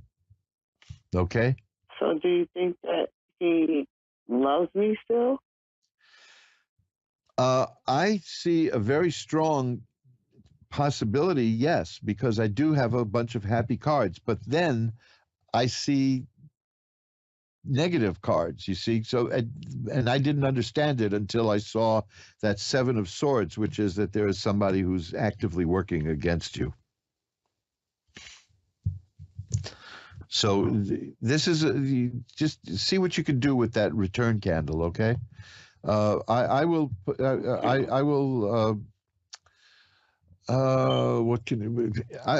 at my Facebook page. I don't know if you use Facebook at all, but you can go to Reverend Elliott's Tarot Consulting at Facebook, and I will put something there about a return candle so you can see what they do and where you can get one, okay? And if not, drop me in a line. You can find me easily. Go askoneradio.com. There's a link to contact me. All of that. Okay. Okay. Thank you. Well, I've got to run now. But your problem here is not you, and it's not your husband. It's this other person who is working against both of you here right now. One last card is the Ace of Cups, which is a card of happiness returning. And so there's a possibility that if you can neutralize this with a return candle, if that'll work, things will work out very well for you. There's a potential for happiness. My opinion from these cards is that he still loves you, but somebody's messing with him. Okay? Okay, thank you. Bye-bye now. And that's it. We've come to the end of another stimulating Reverend Elliott's magical window. Well, you know, I don't like giving readings like that because it's very, I'll tell you why. I got only about a minute or so to go. But a lot of people who do, who con people with this kind of work, which I don't like, is they'll say somebody's working against you, and for $5,000 I can fix it. Which is run like hell when you hear that. Take a look at my Facebook page, which is Reverend Elliott's Tarot Consulting, and I will put up later today, or just after the show, a link to a place where you can get a candle such as this, because this candle magic is really powerful stuff. And to return something, that's what you need sometimes. You can go to magic-works.com, magic-works.com, to look at my candle magic page. And when you look at my candle magic page, I will have added that. By the time tonight ends, I will have added something about return candles. I've got to run. We're out of time. So this is Reverend Elliott reminding you that time flies. It's up to you to be the navigator. Bye-bye now. See you next week.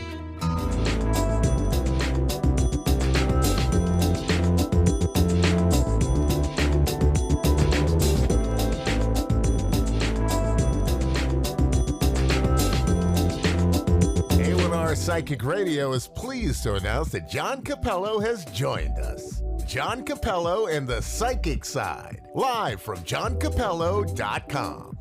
Hi, I am psychic medium John Capello, and I want to ask you to join me every Tuesday, 4 p.m. Central Time, for my show, The Psychic Side. It is an informative show about developing your personal psychic abilities.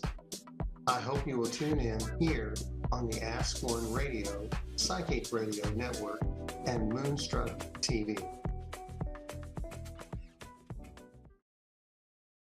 Amazingly accurate, clear answers to any question. You'll love Suzanne Marie readings. Clairvoyant reader and spiritual light trance medium. Tarot is used for spirit confirmation. She's been a spiritual reader for 30 years and would love to be able to bring accurate, clear, visionary readings for those who seek answers. Available online and phone. Call 320-455-2303 or email readingsbysuzanne@gmail.com. Suzanne Marie. Check her event page for specials.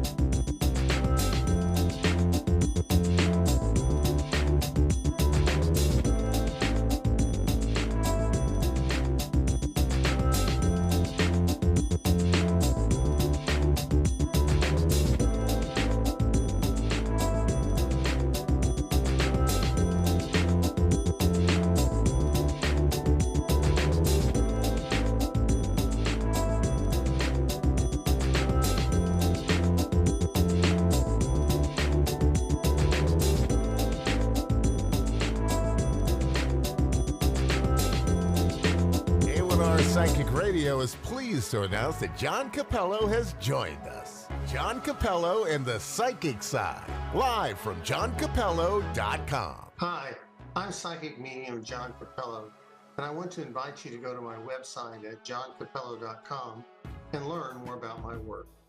My career has spanned over 30 years, and I've had the privilege to share my psychic and mediumship abilities with thousands. I hope to hear from you soon.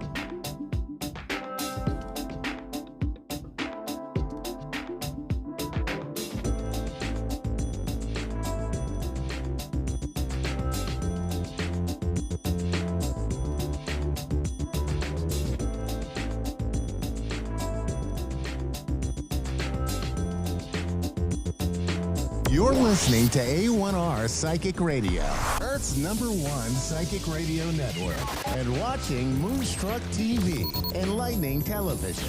Welcome. And now, Reverend Elliot's Magical Window with Reverend Elliot. Live from magic-works.com. Connect direct. In North America, dial 888-454-2751. In London, 20-3519-2158. In Sydney, dial 02-8488-3147. Or online, contact us through our Facebook page, facebook.com/psychic radio. Or one of our websites, askoneradio.com or moonstruck.tv. This is Reverend Elliot's Magical Window on A1R, the Ask One Radio Network. Greetings, fellow seekers of truth, wisdom, and light. This is your friendly neighborhood esoteric practitioner, Reverend Elliot, coming to you live tonight from the rather frigid city of New York. Now, there are no frigid cities. There are just clumsy men, right? That's the old saying. Now, it's cold here again. I don't know why. It was like 70 degrees a few days ago. So now it's cold again. But hey, we're coming into March.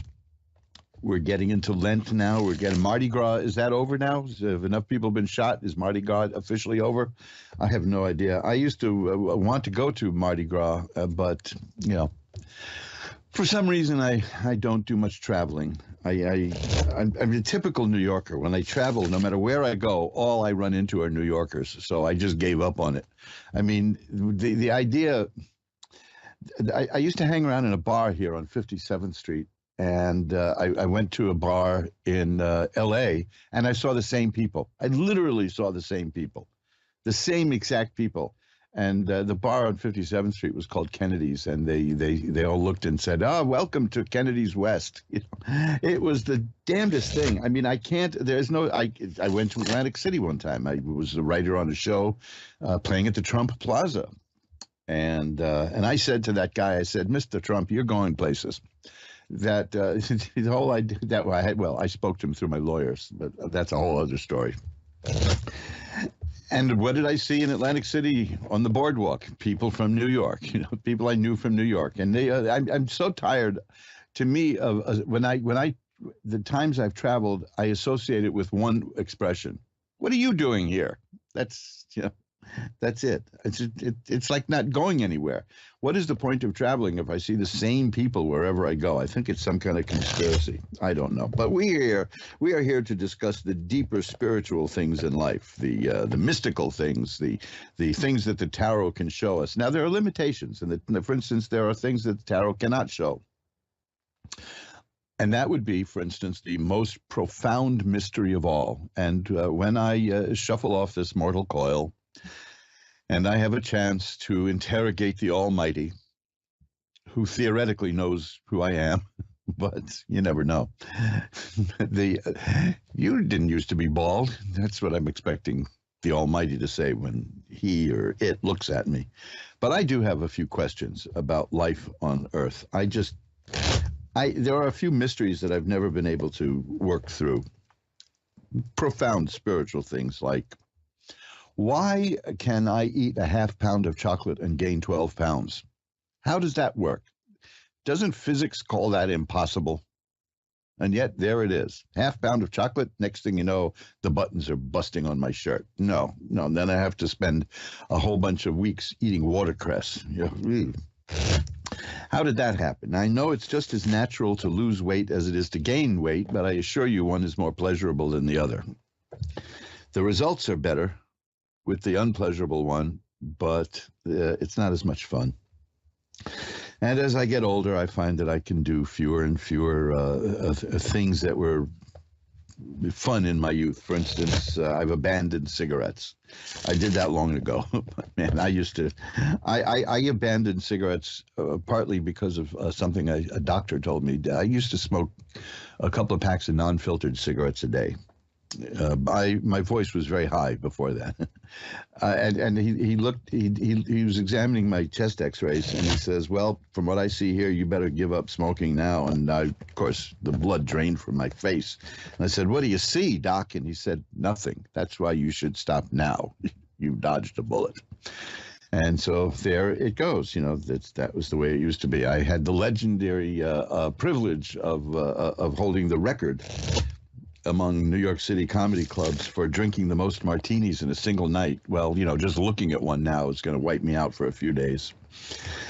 Yeah, this getting old thing isn't all it's cracked up to be. But like they say, it beats the alternative.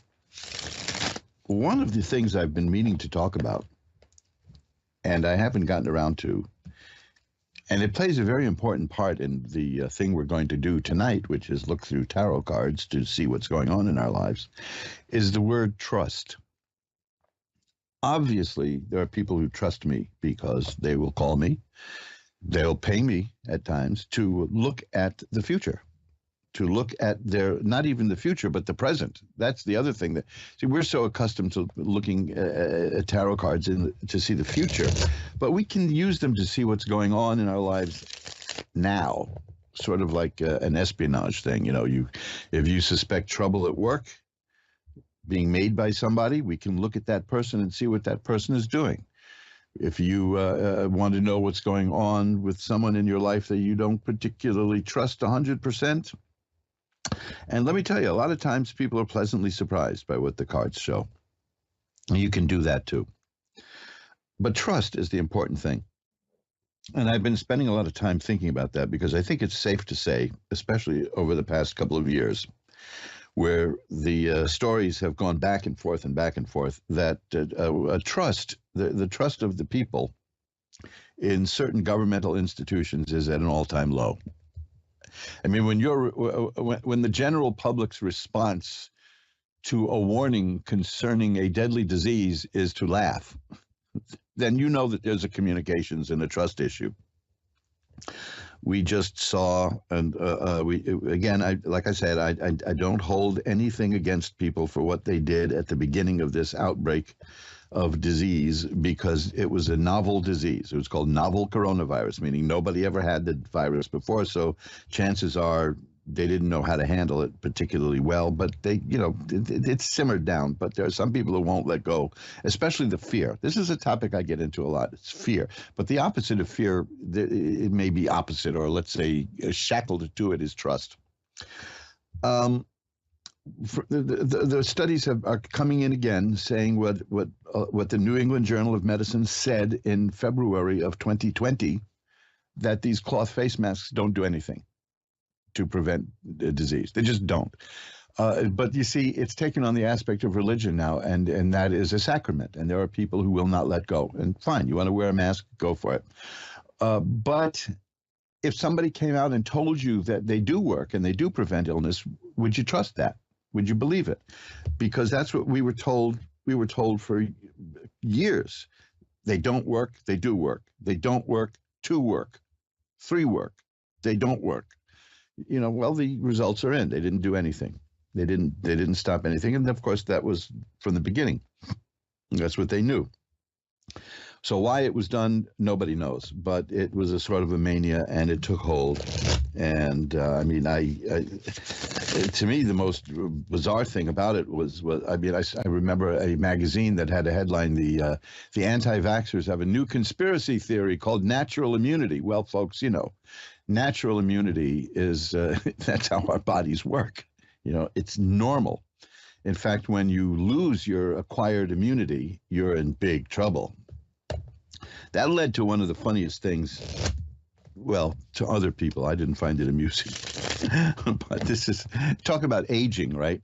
So I go to the doctor about 1.5 years ago, and I'm asked a certain question about, which I'm not going to ask the question now, nor am I going to answer it. But I said to the doctor, I had measles in 1964, and measles is the most contagious virus we've got going on the planet. And I've never caught it again since then because I trust my immune system. And she looked at me and said, "You actually had measles?" As if I'd said I had wooden teeth or something. It was just, you actually were treated with leeches? I felt so old at that point. You actually had? I realized this doctor had never encountered a person who had measles. Well, there you go. So That's a matter of trust. We had, for instance, the head of the Centers for Disease Control issued an apology saying that she had done things very wrong, but of course that didn't include a resignation. So do you trust her? And I wanted to, and I've been thinking about this for the last couple of years, because that's the kind of compulsiveness I've got, which is I like to run things down to the root. And I think I found the moment at which the population not only lost trust in the government, but lost trust in news media. Remember, we used to trust the news in this country. Hey, look, it was in the Times, man. That's what people would say. The equivalent today is, well, you could Google it, which is the kind of thing that makes me just want to slap somebody. You could Google it. You could Google it. That just means I've lost the argument. And the argument is always an interesting thing, because I never can tell the difference. I think I'm in a conversation, and it turns out I'm in an argument. You know, one of those. We've all had those. And when it ends with, well, you can Google it, that should be the ending, because then you just turn and walk away. You say, been there, done that, goodbye. But we had faith. I mean, I knew people who had such faith in the news that they figured that if it was in the news and in newspapers, it had to be true, because it was illegal to print stuff that wasn't true. I mean, I know many people who believe that. And to this day, they believe, for instance, that you can only print truth in a newspaper. Well, of course, the Supreme Court has upheld lying as a protected form of speech. This goes back to a case that involved the critic Rex Reed and Joan Hackett, the actress who is in Support Your Local Sheriff. She was a cabaret singer also here in New York, and Rex Reed wrote a devastating review of her, and he criticized her choice of sequence of songs. And she had absolute proof, and she sued him, and had absolute proof that she brought into court that he lied, that the sequence of songs that he criticized her for was not what she had used. And the judge said it didn't matter. It was creative license. Well, that's a fascinating one, because that means you can lie in a newspaper. But even that was after what I have in mind. And that is a little something, 27 books that the government put out in 1964 called the Warren Commission Report. And I date it to that because almost immediately upon issuing the Warren Commission Report, there was a PR blitz to get you to believe everything that was in it unquestioningly. A paperback book was put out, and at the beginning of the paperback book, the New York Times told you what to think about it.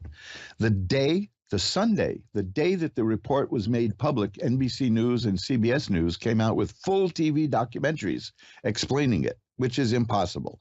How did they know what was in it that far in advance that they could create a show and do all of that? Well, people started looking askance at that. And then people started buying all 27 volumes of the report and noticed certain things that were bizarre, like the sequence of photographs of the president being assassinated, which is what the Warren Commission was investigating.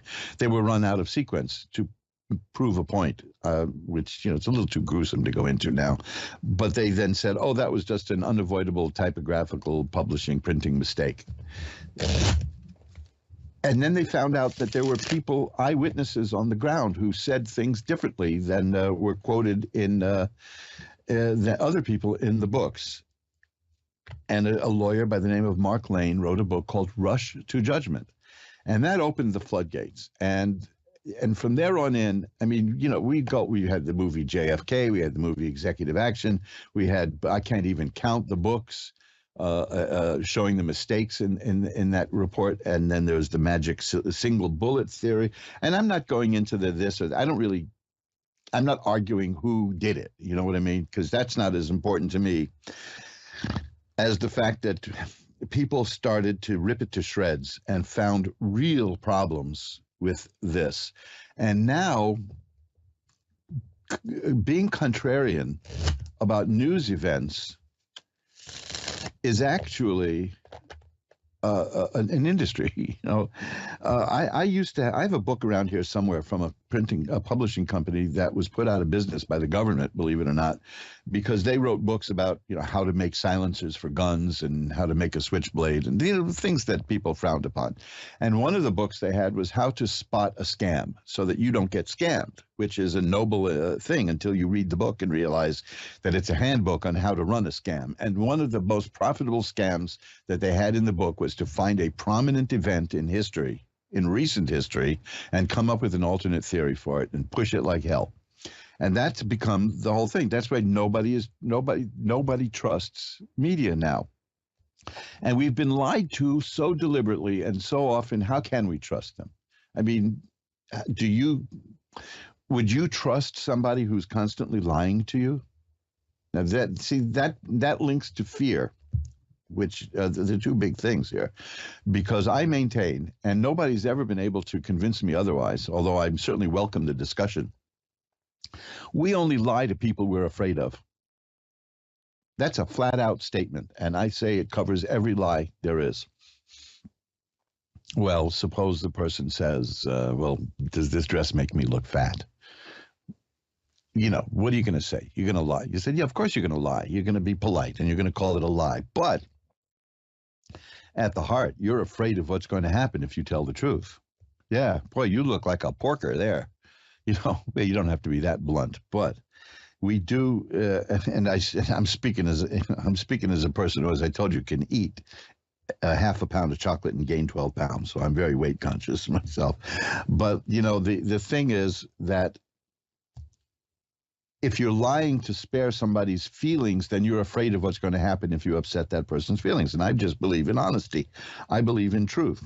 I would rather demur than lie. I'm not into lying. Well, of course, how do you know I'm telling the truth about that? There you go. See, because trust is at an all-time low. And I'm telling you, I put this all back to those books. I wrote an article about this at mojoacademy.org. You see, that's one of the things. It's really, really been on my mind. Shuffling up the tarot cards here. I haven't forgotten why we're here. We're here to read the tarot cards. If you go to mojoacademy.org and look for the link at the top of the page, which is at the bottom of the section of links, which is called the Warren Commission Report. You take a look at that and you'll see what I mean. I'm not arguing who did it.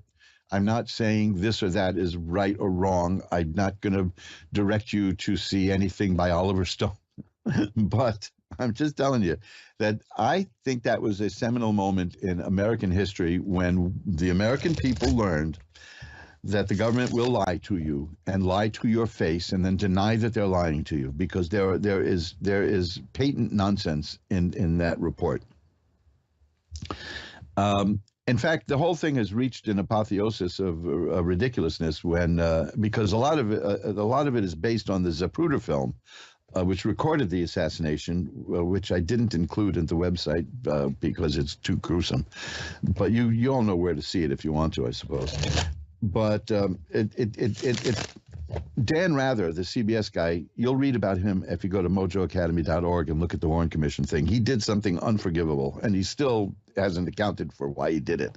But he described, there was a time when he was the only journalist who had seen the Zapruder film, and he lied about what he saw.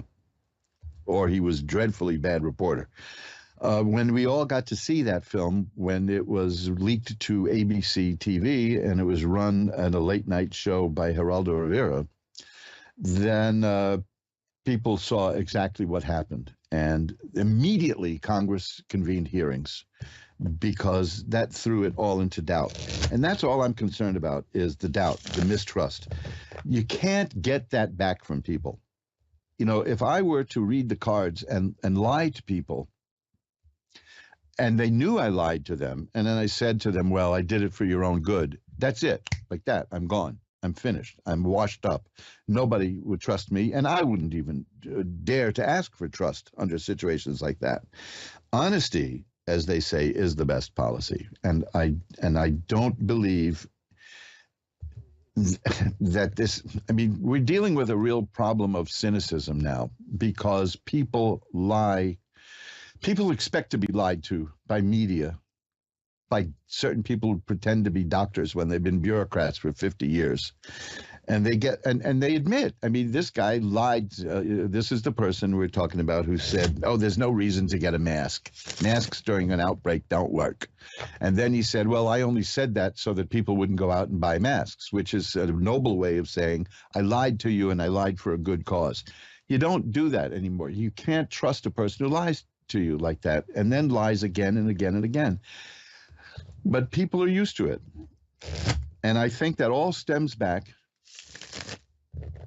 to the September of 1964, when the 27 volumes of the Warren Report were issued, and we were lied to. The public was very definitely lied to.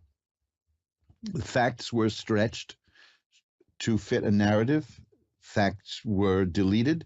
If you see the movie, it's on YouTube, Rush to Judgment. And again, I'm not saying one way or the other about who did it. You can see people telling their story. You can even see a film clip, I don't know if it's in that movie, of Abraham Zapruder, who accurately and 100% completely accurately describes the movie that he shot. And it's done about an hour after he did it, not even an hour. He was yanked into a TV studio. He went to a TV studio to see if they could process the film. He didn't know that Kodachrome could only be processed at that time by Kodak. But they sat him down and interviewed him, and that was the WFAA interview, and he told exactly what happened. And in 1970s, when the film was shown to people, they saw that he was completely right. But we were told something different by the government for our own protection. Why? Do you like being treated like a baby and lied to? That's the problem.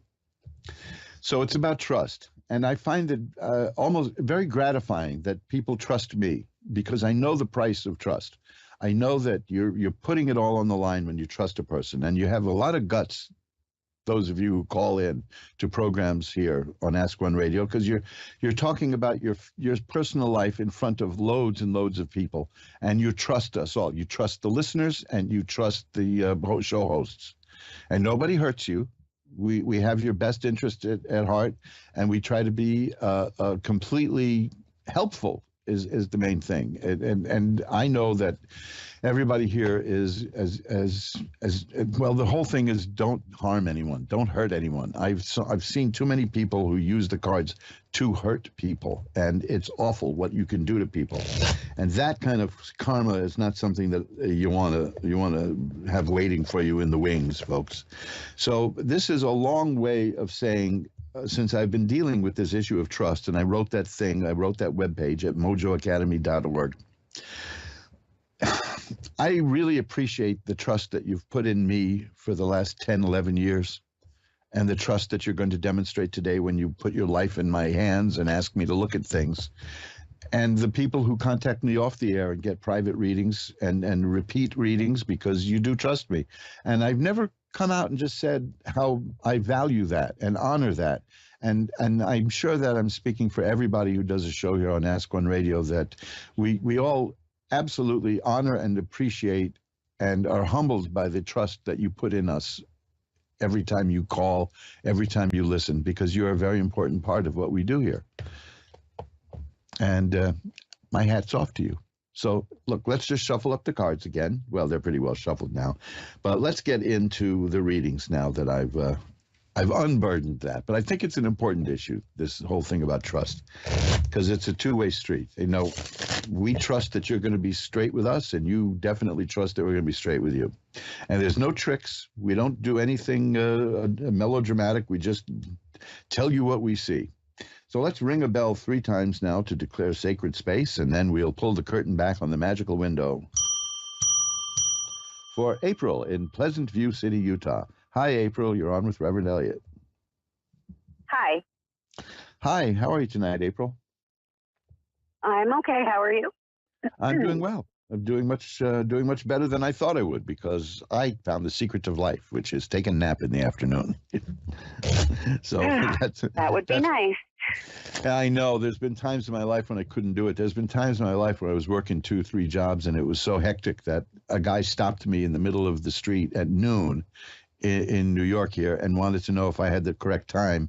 And I said, yeah. I looked at my watch and I said midnight, when I saw that it was noon. So yeah, we've Oh, all been goodness. through those busy phases. What can I look at for you tonight, April? I'm just kind of looking at what's out there in the world for me. I've had a lot of hardship and heartache lately, and I just kind of wanted to see what would come through for me. Well, there's good news here. Let me put it that way. There is good news here. The good news comes in several packages here. It's emotional, it's financial, and it involves work. Have you been looking for new work? Actually have a new job that I just started a couple months ago. Okay, well, that's the card that I've got here. It's the Ace of Rods. That's about new work, new career.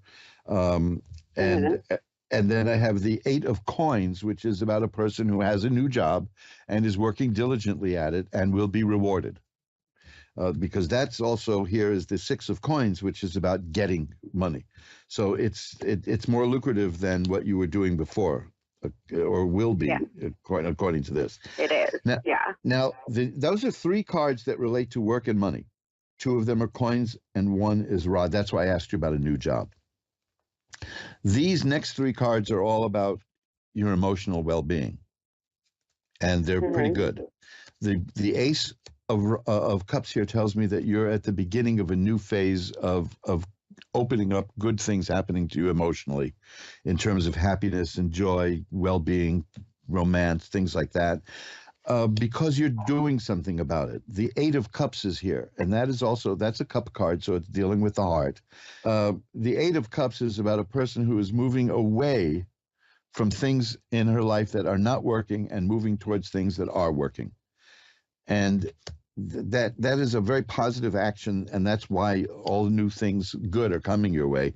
The Four of Cups is here, which tells me that you're going to be getting something, an offer. It could be a friendship, it could be a romance, it could be a romantic involvement that you're already in, reaching a new level. The thing is that it's going to come and it's going to take you a bit by surprise, but it's there and it's happening, you just don't see it yet. So money, work, and emotional well-being are all working in your favor. And I'm sorry that we had a little technical glitch there, but we're going to blame the phone company on that one. Can you do that still? There is no such thing as the phone company anymore, right? Geez, that shows you how old I am. Like when the president said you should keep a record player on at night, that made sense to me. And to me, the record player I have here, I have to use a crank to wind it up to get it playing. So there you go. I'm more old-fashioned than that. We'll shuffle up the cards now. Michelle in Benton, Wisconsin is next. Hi, you're on with Reverend Elliott. Hello. Hi, Michelle. How are you tonight? I'm good, thank you. How are you? I'm doing well. What can I look at for you? I am open to anything, actually. Well, let's see. I am now going to just put my hand on the cards and cut them and see what I get. Oh, okay. That's interesting. I have two cards here, and it's kind of interesting. I hesitate to ask this question because it leads into the kind of thing that people who use tarot as a scheme will do. But this is the Seven of Swords is about somebody who's kind of like sneaking around behind the scenes and is causing some trouble in your life. Do you get the feeling that that's going on? No, not really. Okay, so let's just say that it might be like a warning that there's somebody out there who doesn't have your best interest at heart. But I don't think it's going to matter because that's followed by the Star, which is a card of hope and optimism. And there's a card, the Justice card, which means that you will get justice if somebody tries to do wrong to you. Just that there's somebody out there who you might want to be a little leery of. I'm not going to go as far as to say that they're creating a problem for you now. I just see that there's somebody who's a potential troublemaker out there, but it's not going to work. I've got the Ten of Cups here, which is great happiness. Yeah, it's not going to work at all. You'll be fine. In fact, you're strong enough to handle it. I have the Strength card here. Aside from that, everything is happy. There's justice here, which generally means that there's something that you deserve that you're going to be getting, and it's not like you're going to get what's coming to you in a bad sense. It's a good one. Because the Ten of Cups is here. The cards following that are good, That's complete happiness, the 10 of Cups and joy. No, I'm getting lots of happy stuff here for you. The Empress here is a person who creates things and makes things happen. You're looking fine. You know, if there's anything specific you want to look I'm ready at. for a change. Yeah. Well, you'll make it happen. Let's see what I have here. Well, deal. Let's see what we get in terms of change coming. Okay. Well, now you see, this is interesting. I got that card again, the 5 of Swords, which is a card about somebody who's going to try to make some trouble in your life. But like I said, don't worry about it. Okay. The fact that it came up twice is interesting. It's just like it's saying, don't blow me off. But trust the cards here. They're saying that you're going to be fine. You really, you're getting the same cards again, and you heard me shuffle them. That's very funny.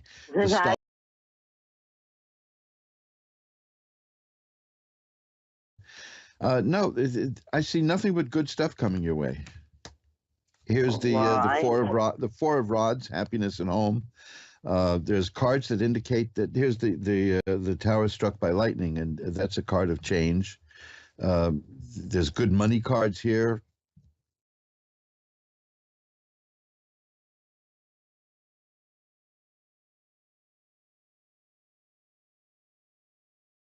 Think that there's somebody you're going to.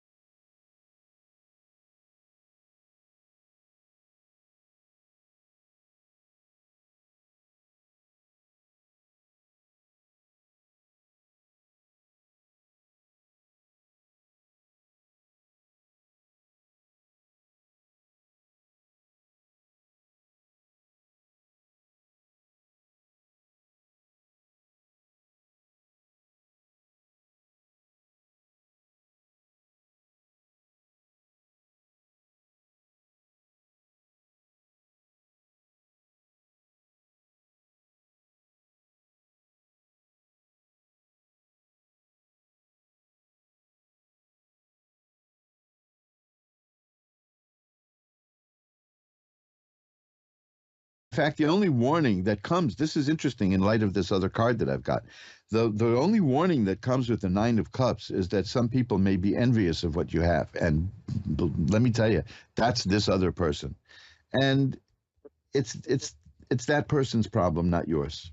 They're not going to hurt you at all. They're going to be too busy feeling sorry for themselves for not having what you've got, when they could just as easily get what it's within anybody's power. I'll tell you a story about that.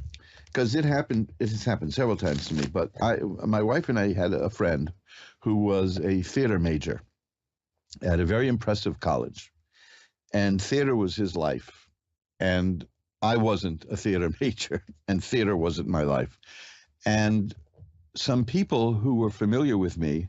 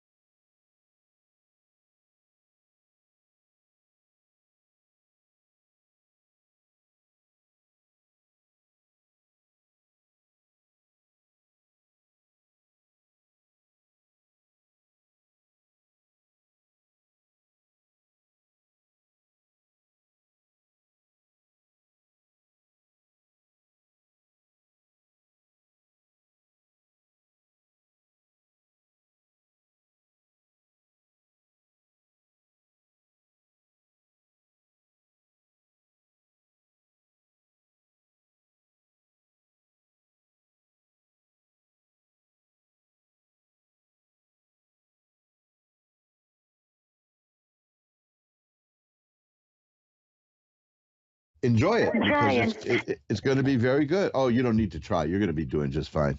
Okay? Okay, thank you very much. My pleasure. Thanks for calling. Bye-bye now.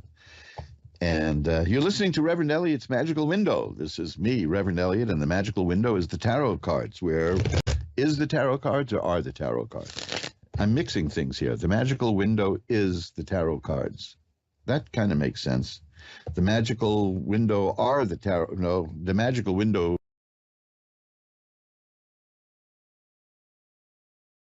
show. What can I tell you? You're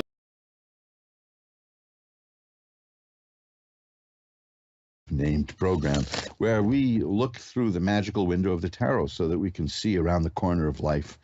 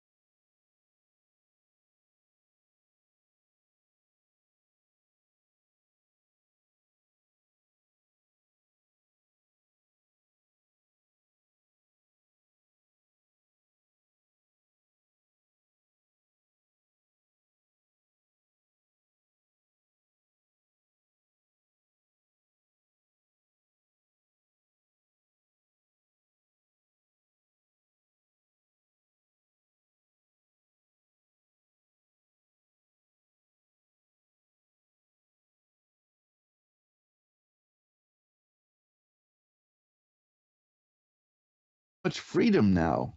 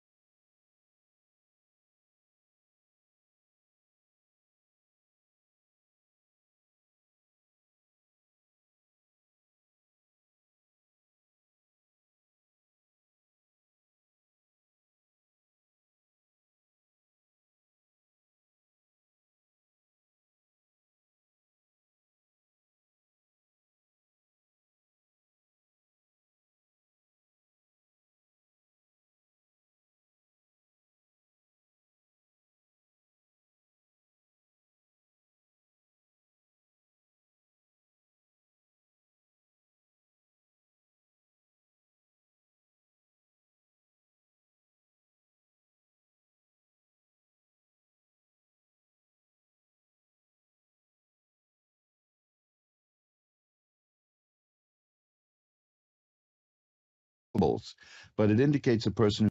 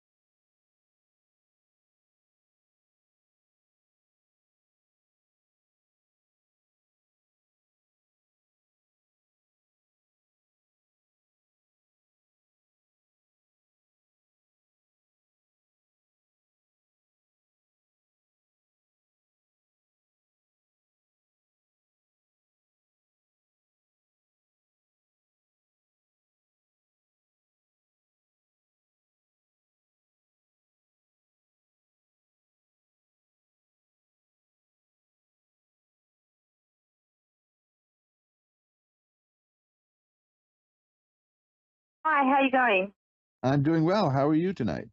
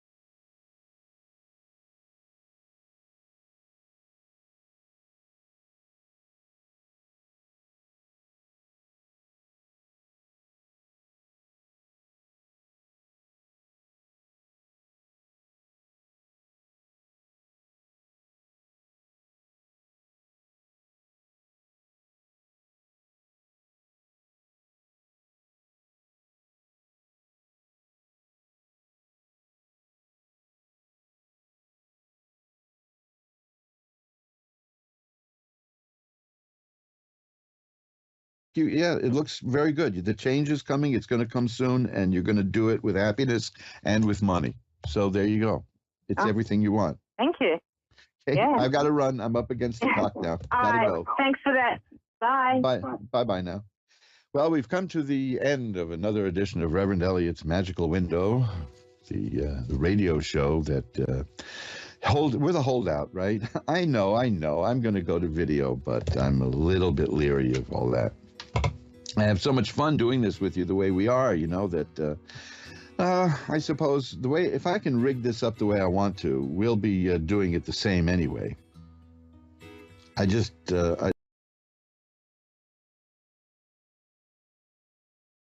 It'll just be